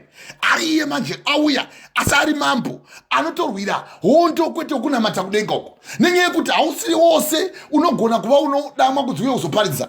Dhavhidha wanga asiri kuparidza, Dhavhidha wanga asiri muprofita. Waitwa nemuprofita waitofamba naye ainzi Ethan, kana mamusingazvihwisisi izvozvo vana vavanhu. Now ari muprofita ainzi Ethan wakatouya achivandudza nyasha dzedenga dzokuti vanhu varurame muna Mwari. Now achivandudza nyasha dzedenga ndiye kuprofita kana pamusoro pedhimoni rengozi ramushawa raakabatwa naro dhimoni rengozi, akanotora mukadzi wakanga asiri wake waUria Bethsheba, waakazobara mwana wake anonzi Solomoni. Wokutanga mwana akafa, Mwari akati handichengeti mhubu ndokuuraya. Kuna Genesis vakanga vambozvita uko, Genesis vakaiuraya, Genesis 37 vana vakanga vari vaJudha vaiti pavanga vangorashira mbeu kuna amai vorashira kuzhe wokutanga achiita zvokutoita kutozviitira iyo yatoti masturbation. Mwari akati handichengeti mhubu ndokuuraya, ndotama azowanikwa naJudha vazobara mapatha Perezi naZera. Why can't you say amen? Amen. But nyaya yetikuda kuti muhwise apa inyaya yekururamisa rudzi. Chidzokerai mhai kuna Samuel chapter 2 chapter 21, 2 Samuel chapter 21 manga maverenga kusvika pavhesi ya6 maverenga muchiti varume vanomwe vevana vake ngavapiwe kwatiri tivasungiriwo pamberi paJehovha paGibheoni yaSauro, musauri waJehovha. Handi iverengai mai pavhesi ya6 ndopamamawa ndangokota handi pavhesi 6. Varume vanomwe vevana vake famba ngavapiwesu wazviona manje, vasungire pamberi paJehovha wazviona manje paGibhea raSauro mutsaurwa waJehovha. Very good. Mambo akati ndichakupai ivo. Very good. Ndo pananda akurova manje nyaya yekuzvininipisa yandanda kurova kuna vaFilipi uko. Yandanchikuudzai kuti wakagona kuzvininipisa akati ndichakupai nekuti zvarevwa naMwari. Akanyusa amen. Na iro shoko randiri kuparidzira iri kuti ugone kururamisa rudzi rwako kuti zvarevwa neshoko raMwari. Ndichagona kururamisa rudzi rwangu iri, ndichagona matira. Ndinoziva kuti ndakabarwa asi ndine ndudzi nerudzi, madzikoma, vana baba, vana baba mukuru, vana atete, vamwe vandisingazivi. Mwari ndibetserei kana pandinoziva kuti ndofanira kudambura kutukwa kwedu. Now sungano yanga yadamburwa, Mwari vanogona kudambura sungano nemunhu 1 ogona kusaruramisa rudzi rwose. Haleluya. Nokuti sungano yanga yadamburwa yanga yaitwa naJoshua, iye akazopinda munyika yechipikirwa naCaleb. Ndo voga vakapinda, vamwe vose vana musoro bhangu vakahwatsiwa. Mukavapoura chikota kuna 1 Corinthians chapter 10 kubva pavhesi ya1 kuti murege hama dzangu kukangama kuti madziteteguru edu akayambukira parwizi Jordan, vakapapadzwa muna Mozisi, vakapapadzwa mugungwa dzvuku. Now vakapapadzwa vakanwa padombo remweya. Now vakadya zvekudya zvemweya mukati merenje zvihuta zvavakati ivo what is this, vachidya mana inoreva kuti chiichi ndozvoreva mana, chii chatodya. Vakapuwa zvokudya zvavanga vasingazivi, chii chinonzi ichi ndozvoreva mana. Vakapuwa zvokudya zvavanga vasingazivi. Now zvikaperera vazhinji, zvikaperera pemene vava vakafa nenyaya yekumukira Mwari simba, nenyaya yekutsvaga kusagona kururamisa rudzi rwavo. Ivo vatorwa kubva kunyika yechipikirwa uko kunyika yekutapwa kuti vaiswe kunyika yechipikirwa, vatorwa kuna Faro kuti vaende kunyika yechipikirwa, votomukira Mwari simba. Vamwe venyu pane kuti munamate Mwari, munamate rudzi gwenyu, iwo uri bhizi kutoda kutoramba uchitevera svina iyoyo yekunamata zvifananidzo. Vanga vatofanana nezvavakanga vototi kurarama kwataita kuna Faro ndiko chaiko kwatainamata zvifananidzo. Vamwe vototi dai watidzosera hedu kuna Faro uko kwataipisa zvidhina neuswa, nau tichikanya nemate tidzosere. Vamwe venyu muda kuramba muri musvina. Na dzinza ringagona kururamiswa sei mamuri kana uchiramba uchida mauri. Na kuna baba vako vaihuroko, kuna mai vako vairoyoko, kune ziteterere vaziteterako ranga riri zinhumuko raita basa rekutora varume vevanhu. Kune rimwe zibaba remazibaba rako rerudzi gwako iwe ranga riri zinhumbu rakanga richiita basa rokuti rinovata nevana vaduku rikatogariswa pamatare richitora vana vaduku. Iwe wozoona mweya uyoyo wokubata iwe wopota uchimboidzi wabuda mujere wabuda wakona kururamisa rudzi gwako wakona kunamatira kana rudzi gwako gunouya kuti gururamiswe naMwari. Why can't you say amen? Nokuti Solomoni achizviita izvi nemwana wake akauya Solomoni ukaona zvakapuwa Solomoni wakapuwa njere ukaverenga kuna 2 vaKoronika chapter 1 Solomoni aunganidza vakuru ndikutaura mwana waDhavhidha manje nokuti wakagona kururamisa rudzi. Solomoni waunganidza vakuru akati adindei paGilgal apo pataidanira Mwari baba vangu pavakadanira Mwari po pari kudzipo nemaGibhonite chitipai vana vanomwe tindosungirawo pamusoro pegomo kuti tigone kururamisa rudzi gwako iwe nokuti wakatiita zvakaipa iye akati chakupai. Kutenda ndokwana chikuudzai kuti nekutenda Abrahamu akanzi ngaabude munyika yeHarani aenda andogara kunyika yaachapuwa yaanga asingazivi akateerera akaenda. Zvino iwe kana ukasateerera shoko iri uchagona kururamisa sei rudzi gwako? Why can you say amen? Praise God. Inyaya yekururamisa rudzi. Kana warega uchahwa manje nyaya yedhimoni rengosi yamangwana. Zvondokuudzai uye Mwari havatambi kana vachitaura kuna Matthew chapter 28 pavhesi ya 20 vadzidzi sei kutevera zvose zvandakakurayirai tarirai ndinemi kusvika kumagumo. Vanga vasingatambi vairevera kuti iwe neni katikagona kufamba nekutenda uye nekumira muna Mwari. Mwari wamene ndiye anotiita zvakanaka ndiye musununguri uye ndiwo mubetseri wemweya wedu wako neni. Why can you say amen? Hallelujah. Praise God. Amen. Saka zvose izvi mbari zvatikuparidzira inyaya yekuti ruramisa upenyu hwako ruramisa rudzi gwako. Vana vachazouya vevana vevana vako vanamatire iwe kana uchimbovapfuura. Mwari vachanotonga vakafa vose vakamedzwa negungwa wawahwa vachinzi vachaiswa pamberi pachigaro chemutsa. Vese vakafa neumhondi nekudi vose vachamutswa vagototongwa vose vakaparadzwa nevamwe vakaruramiswa naMwari uko achipedza nyaya mai ndikuenda kuna Noa chipidzikai mai. Saka mutanga taverenga pa mama svika pakuti asi mambo verengai chimudzikai pavhesi 7 asi mambo wakarega Mefibhosheti. Very good. Mwanakomana wa Jonathan mwanakomana wa Saul nokuda kukupika kwakanga kuri pakati pake peimba paMwari. Very good. Napakati paDhavhidhi naJonatani mwanakomana wa Saul. Iyo tichaiparidza pamusoro pedhimoni rengozi mangwana iyo vhesi iyo hatidzikei zvedu hande. Very good. Hande mai pavhesi 8 asi mambo wakatora vana vaviri vazipi. Very good. Kunda waAya. Very good. Vakanga aberekera Saul Amon naMefibhosheti. Very good. Now Mefibhosheti wakasiyana Mefibhosheti hande Amon naMefibhosheti hande vana vashanu navana vashanu vaMikaeri. Very good. Vakanga atombopuwa kuita mukadzi wake Dhavhidha famba hande kunda waSauro vakanga aberekera Adhieri. Very good. Mwanakomana waBharizani Very good. Muhorati akavaisa mumaoko amaGibhonite ivo vakasungirirwa pagomba pamberi paJehovha vakafa vari vanomwe vakaurawa pamazuva okukohwa pamazuva okutongwa pakutanga kwokukohwa kwepari ndopavakanga votokohwa zviyo zvandachikuverenga izvezvo kuti zvanga zviri izvo zviyo zvaitodyarwawo nemurume ainzi Bhoazi paakasangana naRuth pavhesi chimisikai maita kuda kupedza pavhesi ya 10 chinjikai Zipa mukunda waAya wakatorawo. Very good. Akazviwarira iwo pamusoro pedombo. Very good. Pakutanga kokukohwa kusvikira anaiwa nemvura. Very good. Pakudenga haana kutendera shiri dzekudenga kumhara pamusoro pawo masikati kana zvikara zvesango usiku. Very good. Handei pavhesi 11 zvino Dhavhidhi akaudzwa zvakanga zvaitwa naZipa. Very good. mukunda waAhazi murongo waSaul. Very good. Dhavhidhi akadini pavhesi 12 Dhavhidhi akandotora mapfupa aSauro. Manje iyo tichaiparidza manje pamusoro pemweya wokuuka tichaibata futi pamusoro pemweya wekukunda mweya weshina. Now iwai manje ndokunotora mapfupa aSauro izvo wakugadzira rudzi guya manje chiwai manje wakukura rudzi iye Sauro achifa uko wakavigwa seshiri wakavigwa sedacha wakavigwa semhwa.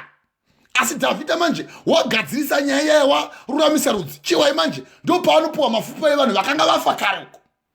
Now achitoita daka nenyaya yekuvukai mweya wokuvuka waanga ava nawo nemweya wokumukira simba Mwari wakanga ava nawo iye Sauro akatadza kururama muna Mwari Now zvikaita kuti Dhavhidha atize 3 times achida kuraura Sauro. But chiwa imanje famba imai Dhavhidha akanotora mafupa aSauro namafupa aJonathani mwanakomana wake kuvarume veJebhushi Gileadi. Handi vakanga vabva panzira yeBhetishani. Handi pavakanga vaturikwa navaFiristia pazuva rokukohwa kwaSauro navaFiristia. Handi verengai verse 12 verengai. Verse 12. Dhavhidha akandotora mafupa aSauro namafupa aJonathani mwanakomana wake kuvarume veJebhushi Gileadi vakanga vabva panzira yaBhetishani pavakanga vaturikwa navaFiristia pazuva rokuurawa kwaSauro navaFiristia paGibheora.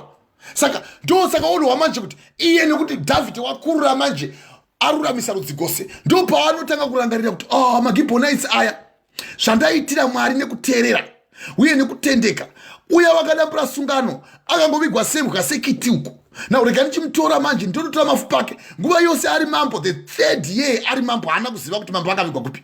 Vakanga vari baba vake veimba yeBhenjamini. Now wakurira manje njira yakanaka waruramisa rudzi kwake ndo paunohwa manje akuchienda manje kundotora mafupa emurume wakanga atsausa sungano yandikudza kuti kana waruramisa rudziwe une zvakavanzika zvimwe zvaucharopafadzwa naMwari uye uchaoneswa zvimwe zvinhu zvakawanda. Why can you say amen? Zverudzi gwako uye rudzi gwako gokururamisa muna Mwari uri iwe wagona kururamisa nekuteerera shoko iri rokururamisa rudzi. Hallelujah. Praise God. Saka utotora mafupa ake chiwai paverse 13 akatorawo mafupa aSauro chiwai paverse 13 akatorapo mafupa aSauro namafupa aJonathani. Very good. Mwanakomana wake. Very good. Vaunganidza mafupa avakanga vatorikapo. Very good. Vakaviga mafupa aSauro handi naJonathani handi paverse 14 vakaviga mafupa aSauro naJonathani. Very good. Mwanakomana wake panyika yavaBhenjamini. Very good. Pazera pagwiro hwababa vake handi paKishi. Very good. Very good. Vakadini vakanga varayirwa namambo. Very good. Shure kwaizvozvo Mwari akanzwira nyika tsitsi. Wazviwisisa maki dzokurai vhesi iyo. Shure kwaizvozvo chinyi? Shure kwaizvozvo Mwari akanzwira nyika tsitsi. Dzokurai futi vhesi iyo mama. Shure kwaizvozvo Mwari akanzwira nyika tsitsi. Imba yenyu inogona kugwiva tsitsiwe kana wagona kururamisa rudzi kwako. Ndati imba yenyu inogwigwa tsitsi naMwari. Wateerera wazvininipisa sekuninipisa kwakaita murume anonzi iye Dhavhidha. Ateerera anzichiti pai vana 7 tivasungirwe pamusoro pegomo reGibhao akavapa vakasungirwa masikati machena mvura ikanaya. Now ndo paanozotanga kuvhenekerwa naMwari kuti tarisa uone mwanakomana Jonathani awakaita sungano naye uye asina kupeta hasha waitokuvhikira kuti usarega kuvurawa nababa vake Sauro iye wakadambura sungano vakavigwa apo.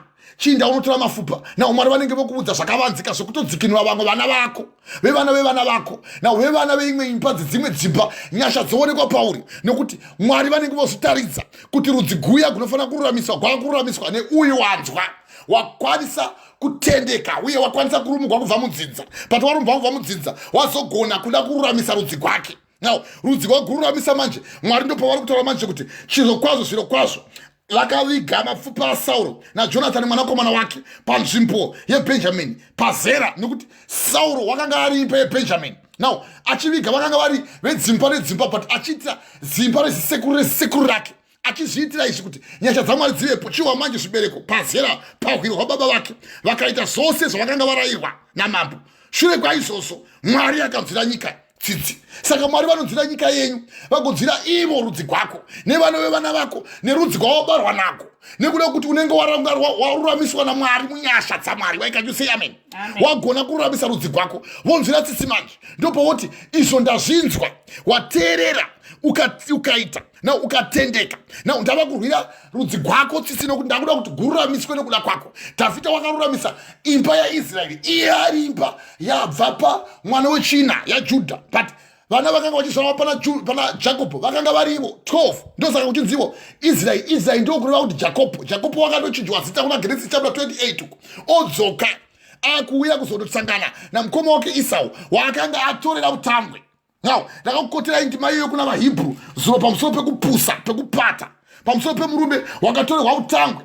Now vamwe venyu munogona kutoita semhombwe so mukawa murume anonzi iye Jesu vari munzvimbo tsvene vaHebrews chapter 12 verse 16 kurege kuvako nemhombwe kana asina hanya naMwari saEsau akatengesa utambwe wake nekuda kudya kamwe chete. Pavhesi ya 17 nokuti munoziva henyu kuti achizoda hake pashure kugara nhaka yokuropafadzwa akarambwa nekuti haana kuwana nguva yekutendeuka kunyange akaitsvaka zvikuru nemisodzi. Vamwe venyu muchatadza kuwana nyasha nokuti matadza kururamisa, matadza kugona kurumurwa kubva mumadzidza, mukatadza kururamisa dzidza renyu, mukatadza kururamisa upenyu hwekuzvinouya hwevana venyu, matevera zvakanga zvichiitwa kumashure kwamadzidza enyuko, vakanga vachiita zvakaipa uko. Na watadza kurira pamberi paMwari kuti zvino imba yedu zvaikamira yakadai sei, todini?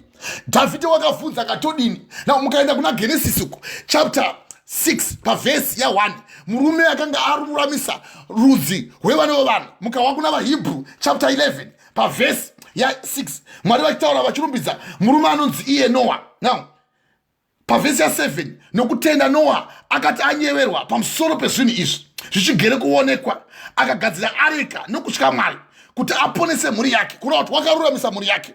Now akapawo nyika mhosva, munopuwa mhosva naMwari nokuti matadza kururamisa rudzi rwenyu, watadza kururamisiwa weiwe naMwari. Haleluya, haleluya. Akagara nhaka yekururama kunouya nekutenda. Now unogara nhaka yekururama kunouya kwako nekutenda muna Mwari, kwete muteve, kwete kun'anga, kwete kuvavuki, kwete kuvaprofita venhema vanoruma nemene vachisingaisi muromo. Mika chapter 3 pavhesi ya 5. Now vanosungira ndariya mukati memavoko enyu. Ezekiel chapter 13 kubva pavhesi ya 18 vachikusungai, vachikuvhimai sevanovhima shiri, vachikuisai machiro. Now Mwari vachabvuta mweya iyoyo pamberi penyu. Now iwe kana wagona kurumbidzwa muzinza, watadza kutevera vaya vesina, hauchateveri vaya vaprofita venhema, vaya vanokuudzai kuti uyai pano ndoda kuti ndiite back to sender. Now Mwari havasiwe back to sender. Kana Mwari vachiti iwo kudzorera ndekwangu kwete kwevanhu, iwo unozoti iwo unotevera avo vanoti back to sender, unogona nekurumugwa kuna zibaba rako raita izvozvo. Baba vako yanga iri n'anga, saka mweya wewe unoramba uchikutevera, wokuti unofunga kuti back to sender ndo yavanani chava chirungu. Asi ivo kare yanga iri n'anga, ari muvuki, achitorovera vanhu hoko, achirovera vanhu mbambo, achirovera vanhu dzichitove mbambo zhinji chaizvo, kutoitira vanhu miko dzokuti uyu ngaafe.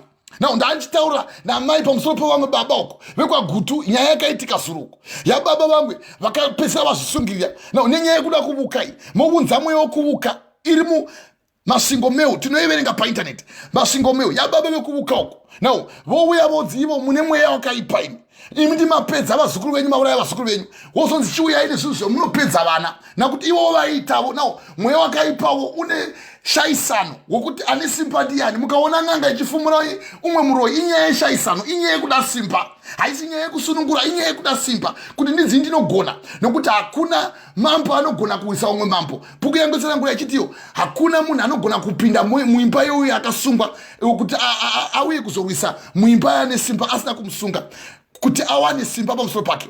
Uye hakuna ushe hunogona kunengenyeka huine ukuru humwe chete. Satani agona kubvisa umwe Satani. Tinoiwana kuna Matthew chapter 12 kubva pavhesi ya 26, nokuti vanga vati kwaariye ane mweya wokuvuka, Beelzebubhi anodzinga madhimoni nemweya wosvina. Wakanga asunudza pana Matthew chapter 12 pavhesi ya 22, wakanga asunudza bofu rakanga iri matsi. Now yakanga iri mpeveve, wakanga ine mweya wesvina. Vazviona izvozvo vakashamiswa vakati hasi mwana waDhavhidhi here. Iye wakanga auya kuzoruramisa rudzi. Izvo kururamisa rudzi wakanga ataura kuti mweya waMwari uri pamusoro pangu, wakandizodza kuti uye kuzoparidza ivhangeri uye ndizosunudza mapofu. Akaikota kuna Luka chapter 4 pavhesi ya 18, akandizodza kuti ndizoparidza ivhangeri, kuzosunudza mapofu, kuzodzinga mweya yesina uye kuzosunungura vakatapwa, nekuzoparidza kuuya kwavo ivo Jesu Kristu kuya kuzotora vatsvene. Ivo vozviona izvozvo vototsamwa. Now vatsamwa izvi havasi kuziva kuti iye mwanakomana womunhu ndiye auya kuzosunungura rudzi kwavo, auya kuzovaruramisa muchiedza, nokuti Mwari vakati ivo kuna Matthew chapter 5 pavhesi ya 17, musati ndakauya kuzobvisa mutemo kana kuzoparadzanisa mutemo kana zvakataura vaprofita, asi ndakauya kuzozadzisa. Now mutemo chii? Kuna 1 John chapter 3 pavhesi ya 4, ani nani anodarika mutemo anoita zvivi, zvivi ndio kudarika murayiro. Pavhesi ya 3, ani nani ane tariro yekururama yekuzvichenesa muna Mwari, saiye akazvichenesa acharopafadzwa naMwari. Why can't you say amen? Amen. Hallelujah, hallelujah. So Mwari vari kutaura pamusoro pekururamisa rudzi rwako, kuti kana wagona kururamisa rudzi rwako wagona kufamba manje nekutenda muna Mwari. Now nekutenda murume anonzi iye Abrahamu achibuda akatenda akateerera akaita. Now nekutenda murume anonzi Noa akatenda anyeverwa pamusoro pezvinhu zvichigere kuitika nekuonekwa akagadzira areka nekutya Mwari. No, kutya Mwari ndo chivi, ndo mavambo ezivo. Zvirevo chapter 9 pavhesi ya 10. Kutya Jehovha ndo mavambo ezivo. Kana watya Mwari wagona kuuya uchinda uchikumbira pana Mwari kuti Mwari ruramisa rudzi rwangu. Why can't you say amen? Amen. Praise God. So mukawa kuna Genesis uku achitaura tapedza nyaya yaDhavhidhi wakaruramisa rudzi rwake akagona kururamisa rudzi rwevana vaJakobo iyo Israeri yatinoziva kuti takadamwa tichinzi muri rudzi rwandakada. 1 Peter chapter 2 pavhesi ya 9 kusvika pavhesi ya 10. Muri rudzi rwandakada, rudzi rutsvene, rudzi rwandakarangarira. Now rudzi rweimba yangu. Now makanga musiri vanhu asi mava vanhu. Makanga musina kuwanikwa nyasha asi makawanikwa nyasha. Nyasha ndiani? Nyasha ndi Jesu. Vakauya vachizvininipisa vachizvidurira takota kuna vaFilipi chapter 2 kubva pavhesi ya 5 kusvika pavhesi ya 11. Why can't you say amen? Amen. Now murume anonzi iye Noa aziva kuti ini ndaruramiswa naMwari. Mukaverenga kubva pavhesi ya Genesis chapter 6 toda kungoikota chete kuti pedze chikali chiti tigona mata nevana vanhu. Kuna Genesis chapter 6 pavhesi ya 3. Now ipapo Jehovha akati mweya wangu haungarambi uchigere mukati memunhu nokusingaperi zvari wenyama yake. Now Mwari vatoona kuti wewe rudzi rwako gunovora. Mwari ndo pavanotiwo naizvozvo ndichapa munhu makore ane 120 only 100 years and 20 years. Panguva iyo kwanga kusina vanhu varefu. Now zvose zvasvitika izvi pamberi pevanhu. Vana vavanhu vakaberekerwa vana vasikana vakanaka kwazvo pamberi pavo. Ndivo vana vavanhu vane simba vakanga vari kare vakanga vakakura pasimba nomubiri mavo. Now pavhesi ya 5 ya Genesis chapter 6 ndinoida ndima ndikukota. Zvino Jehovha wakaona kuti kuipa kwavanhu kwanga kuri kukuru kwazvo panyika nendangariro dzokufunga kwake kwemunhu dzakanga dzakaipa kwazvo nguva dzose. Semaipira amakaita kudai muchitevera kusaruramisa rudzi, muchitevera mweya wenyika wemumhuri menyu wokuti panga paine nhumbu dzairoya, papa pane nhumbu dzaiba. Now papa pane vamwe vane mashave ekuvhima vachinosvika vachinogwisana nenyoka. Now nyoka chiri chinhu chakanzi iwe nenyoka hamufani kuona nameso. Vamwe moita nyoka dzekuchengeta muchiti ndo mapeti. Haleluya, haleluya, praise God. Amen. Muchichengeta nenyoka iyo ndakaiparidza nyaya yechikara nenyaya yeshato. Now nenyaya yedacha romuprofita wenhema ndakaiparidzai. Idzokorerei ndai kumashure muchaiwa ndima iyoyo. Now Jehovha waona kuti kuipa kwomunhu panyika kwanga kwakaipa kwazvo kwakuri kukuru nendangariro dzavo dzokufunga kwavo kwemwoyo yavo dzakanga dzakaipa bedzi nguva dzose. Now uchitogara uri munhu anenge achidya sadza ndangariro dzako ndedzekungofunga zvokuhura chete. Now zvokusora nebasa raMwari hautombodi zvachose kumira parini. Hautodi kuwa vhangeri ichiparidzwa rikatoparidzwa unotoita munyaviri. Vamwe vakaparidziwa vanotogamuchira mweya mutsvene, vanotodzwa mweya wavo uchizadzwa nesimba raMwari. Iwe unotoshanduka unoita chikara uchiparidzirwa kudai. Haleluya. Now Jehovha akazvidemba pamusoro pemunhu kuti ndakasikiraiko munhu panyika akava neshungu kwazvo mumwoyo make. Rudzi rwako gunogona kutotukwa naMwari atoona kuti muri rudzi gunongoda svina imi. Jehovha vakazvidemba nerudzi gwenyu imi kwausingagoni kugona kururamisa akazvidemba. Izvi zvakaitika munguva yaNoa izvo. Haleluya. Now vakati ivo ndichaparadza vanhu semaparadziro avachaita vose ndichavabvisa panyika kubva kumhuka nezvinokambaira neshiri dzedenga kuti ndizvidembe kuti ndakazviitirei.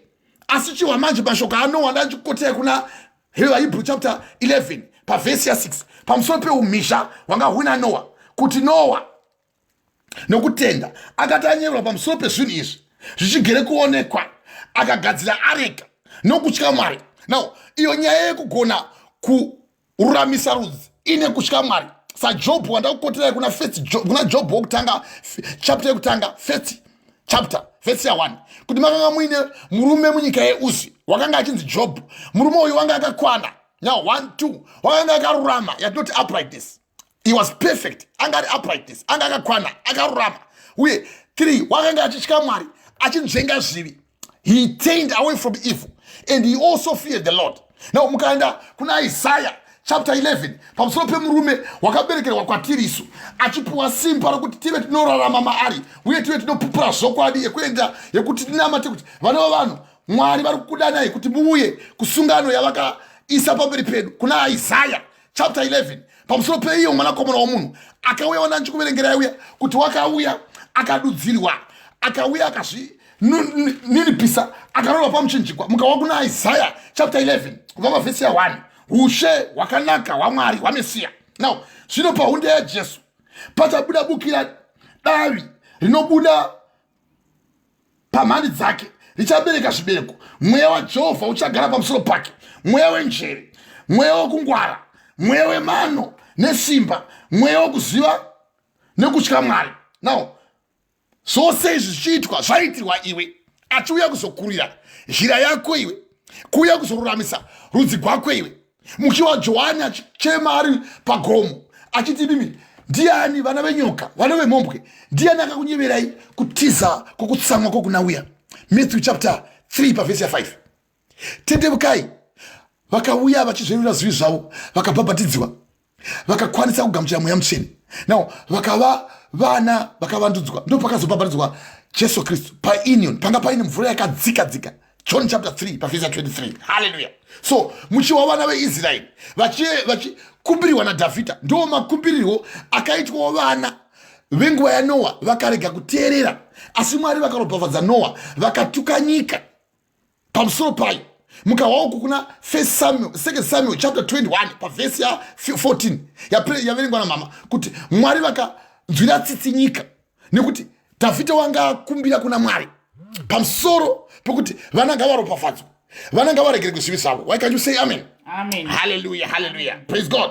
Now zvose zvakaitwa mukazozwa Mwari vakutaura kuna Genesis chapter 6 pavhesi 11 kuti nyika yakanga yaora pamberi paMwari, nyika yakanga izere nokumanikidzwa kwazvo. Mwari akaona kuti nyika yaora nokuti vanhu vose vakanga vaodza mufambiro wavo semaodzero akaita mufambiro madzinza enyu. Anoda kurumurwa naivo Mwari, iwe kana watenda kuti urumurise dzinza rako. Hallelujah. Ipapo Mwari akati kuna Noa, kupera kwevanhu vose kwasvika pamberi pangu nokuti vakazadza nyika nekumanikidza. Tarira, ndichavauraya pamberi pangu pamwe chete nenyika. Ndo zvichaita kuuya kwomwanakomana womunhu. Hallelujah, hallelujah. Amen. Ndoda kukutendai, dai Mwari vanga vakuropafadzai, vakuitai vatsvene kwazvo. Ndakuda kunamata nevana vevanhu. Ndikumbire mweya mutsvene, simba ravo ivo Mwari ravatipa, iro simba guru ravanofamba nesu, kuti Mwari vave vanokuropafadzai. Simba ravo iro rinofamba mamuri rirambe muri ramamuri.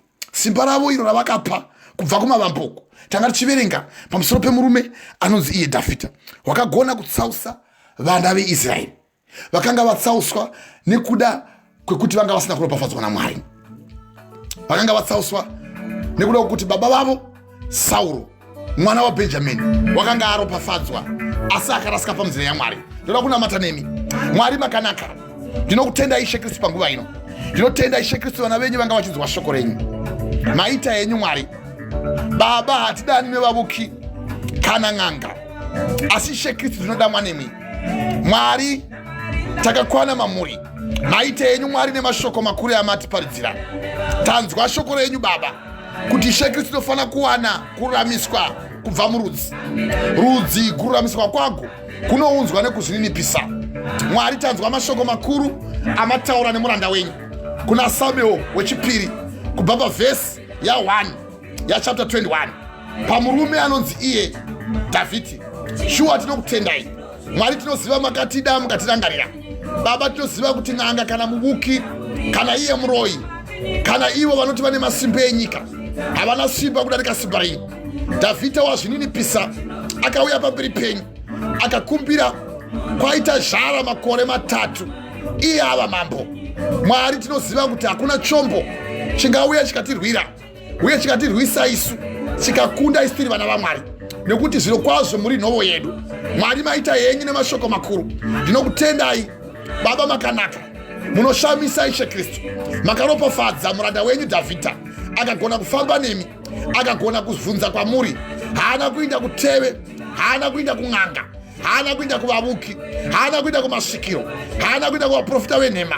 Saananaya Jeremiah chapter 28 wanga ari muprofita wenhema, asi imi Mwari akauya kwamuri, akauya akaropafadzwa, mukamupa shoko rakanaka, shoko rokuti iye Mwari azive kuti ndimi munozarura.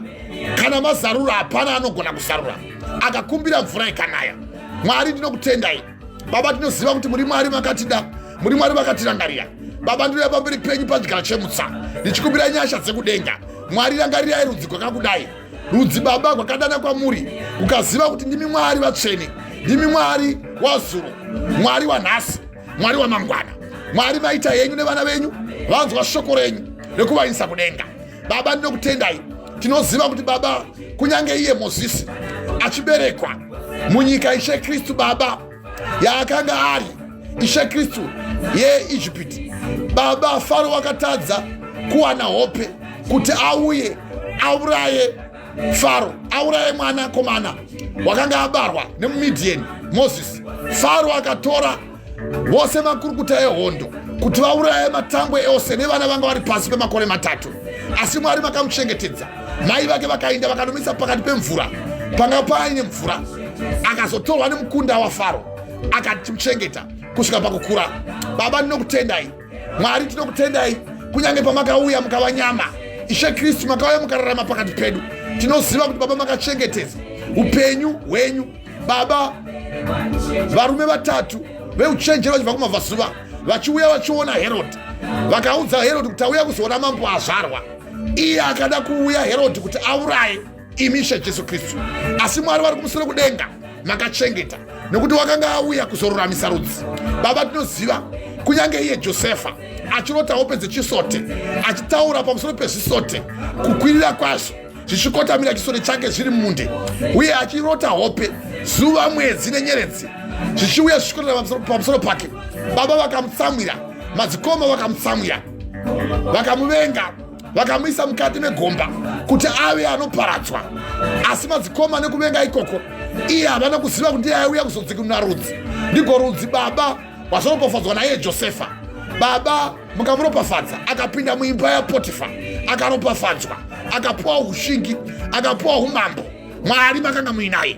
Baba tinokutendai, vana veIsraeri vakazouya, zhara yasunga, asi iye Dhavhidhi akanga ava gavhena mukuru weimba yaFaro, akauya akanodana veimba yavo vese, kubva kumukuru, kubva kuna Rubheni kusvika kumunun'una wake Bhenjamini, vakapuwa betsero yechikafu. Baba tichiziva kuti muri Mwari vanoruramisa rudzi. Tanzwa mashoko aDhavhidhi. Dhavhidhi mashoko ake makuru ekuti waziva kuti kwaitika zhara, akachema kwamuri Baba, akakumbira kuti imi Mwari ndimi moga. 2 Samuel chapter 21, ndimi moga Mwari wandinogona kubvunza kwaari. Mukati imi kwaari bvunzai ivo, nokuti ivo maGibhonites ndo vanogona kukumbirirai kwandiri, nokuti pane zvakaitika. Sauro wakadambura sungano yandakaita naJoshua nemaGibhonites. Iye akabvunza akanzi tipewo vana vaSauro misoro 7 sekusungirira kwaakaita vana vedu paGilgali. Akavapa vana vaSauro, akasiya mwana waJonathani Mefibhoshethi, changa chiri chirema icho chakawiswa Sauro naJonathani vachitiza vaFiristia kupondwa kwavo. Tikanzwa nyasha dzekudenga kuti adaro mvura ikanaya, imi Mwari mukazviratidza kwaari iye Dhavhidhi, mukapedzisira mamupa ndangariro yenu ruzivo kwekuti iye Sauro naJonathani vakanga vavigwa papi, uye vakauya vakatovigwa, vakafukunurwa, vakatovigwa munyika yaziteteguru ravo vanova ivo Bhenjamini, akachengetwa. Mukanzwira nyika tsitsi. Baba tinokutendai, inzwai tsitsi patiri, ropafadzai vana venyu, vaitirei zvakanaka, uye chivaruramisai rudzi rwavo kugone kumira pana Mwari, vatendeke pana Mwari, vagone kufamba nemi. Tanzwa mabasa aNoa, mwoyo anyeverwa naMwari, akateerera, akanzwa, akaita zvamavataura Mwari. Nyika ikaropafadzwa, ikapuwa ropafadzo nemi Mwari, nyika ikawana ropafadzo nekuda kuti akatendeuka, akanzwa Ishe kutaura kwenyu nokutenda Noa. Akati mamunyevera pamusoro pezvinhu zvichigere kuonekwa, akagadzira areka nokusvika imi Mwari kuti aponese mhuri yake, akapa nyika mhosva, akagara nhaka yekururama kunouya nekutenda. Mwari tibetserei, tigarisewo nyika inouya nekutenda. Baba tibatsirei, tinunurei Baba. Tanzwa mashoko enyu Baba makuru, chitibatsirai tifambe nemi Baba, musatisiya titoga, tibetserei. Ndinonamatira Ishe Kristu vose varere panhovo, vanotambudzwa vese Baba Ishe Kristu, vakabatwa nemweya Ishe Kristu yemadzenza, mweya Ishe Kristu yerudzi. Baba, ndinokamura mhepo idzo nezita raJesu, hadzina simba. Vose vanotambudzwa, vese vanosvika kumadhokotera vachiudzwa zvirwere zvisizvo, asi uri mweya wakaipa unoiswa musoro pevana vevanhu. Baba sunungurai. Tinonzwa kuti Sauro kunyange paakanga arasika kuna 1 Samuel chapter 16 pavhesi ya 14, Mwari makabvisa mweya wenyu paari mukaisa mweya wakaipa nekuti wanga arasika. Zviro kwazvo akazodana iye Dhavhidhi kuti paairidzambira nemutenderanwa nekuvhunduka kwaaiita mweya wakaipa waibuda. Zviro kwazvo Dhavhidhi wakauya akarapa rudzi, akaruramisa rudzi rwake, akaziva kuti ndimi Mwari vatsvene. Nanhasi Baba, tibetserei tinamatire rudzi rwedu kuve kunoruramiswa mamuri, tizadzwe mamuri. Mwari maita yenyu. Ndinokutendai Mwari Samasimba. Ndava kuda kunamata nevavo vada kupa upenyu hwavo kuna Kristu. Ndoda kuti mise mavoko enyu pahana dzenyu, mudzokorere mumashure mangu, mutende nezvokwadi, mwoyo wamene upupurirane nemweya wenyu kuti muri vana vaMwari.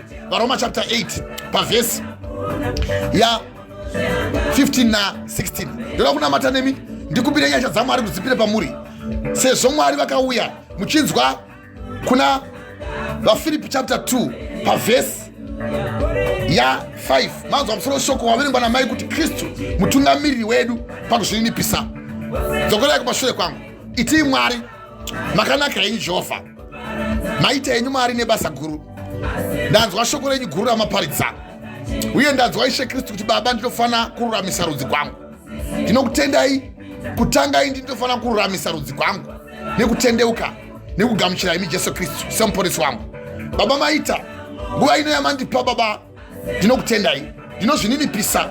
Ndanzwa shoko renyu muchiti Kristu mutungamiriri wedu pakuzvininipisa. Ndikanzwa kubva pandima ya 5 yavaFilipi chapter 2 kuti ivai nemwoyo uyu wakanga una Kristu Jesu mambo wenyu. Iye kunyange akanga ari Mwari, haana kuti kuenzana Mwari chinhu chaaifana kubatisisa, asi wakazvidurura.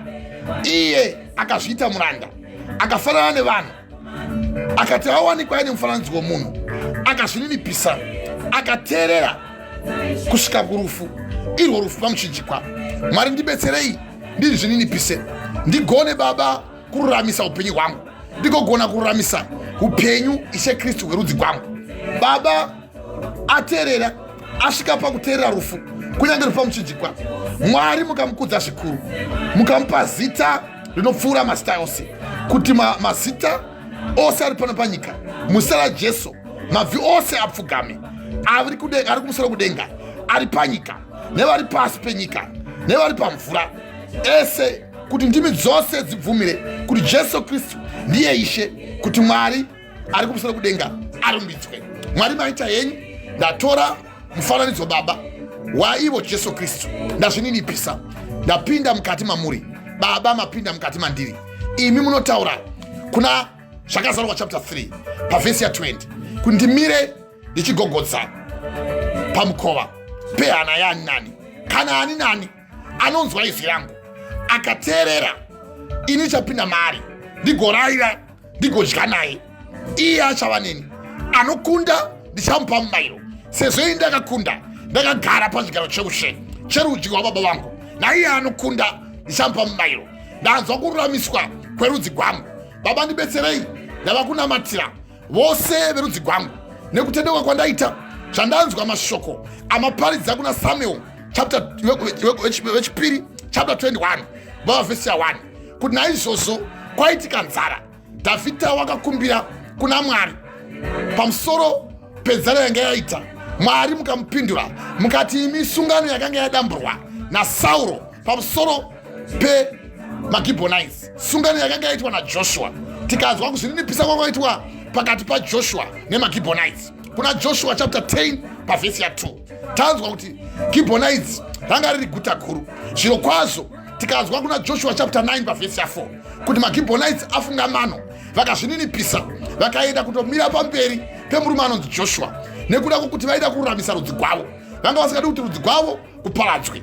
Tikanzwa Mwari muchitaura muchiti vazouya kuzorwiswa Magibhonites panozonamatwa naJoshua zuva richimira pana Joshua chapter 10 pavhesi ya 10.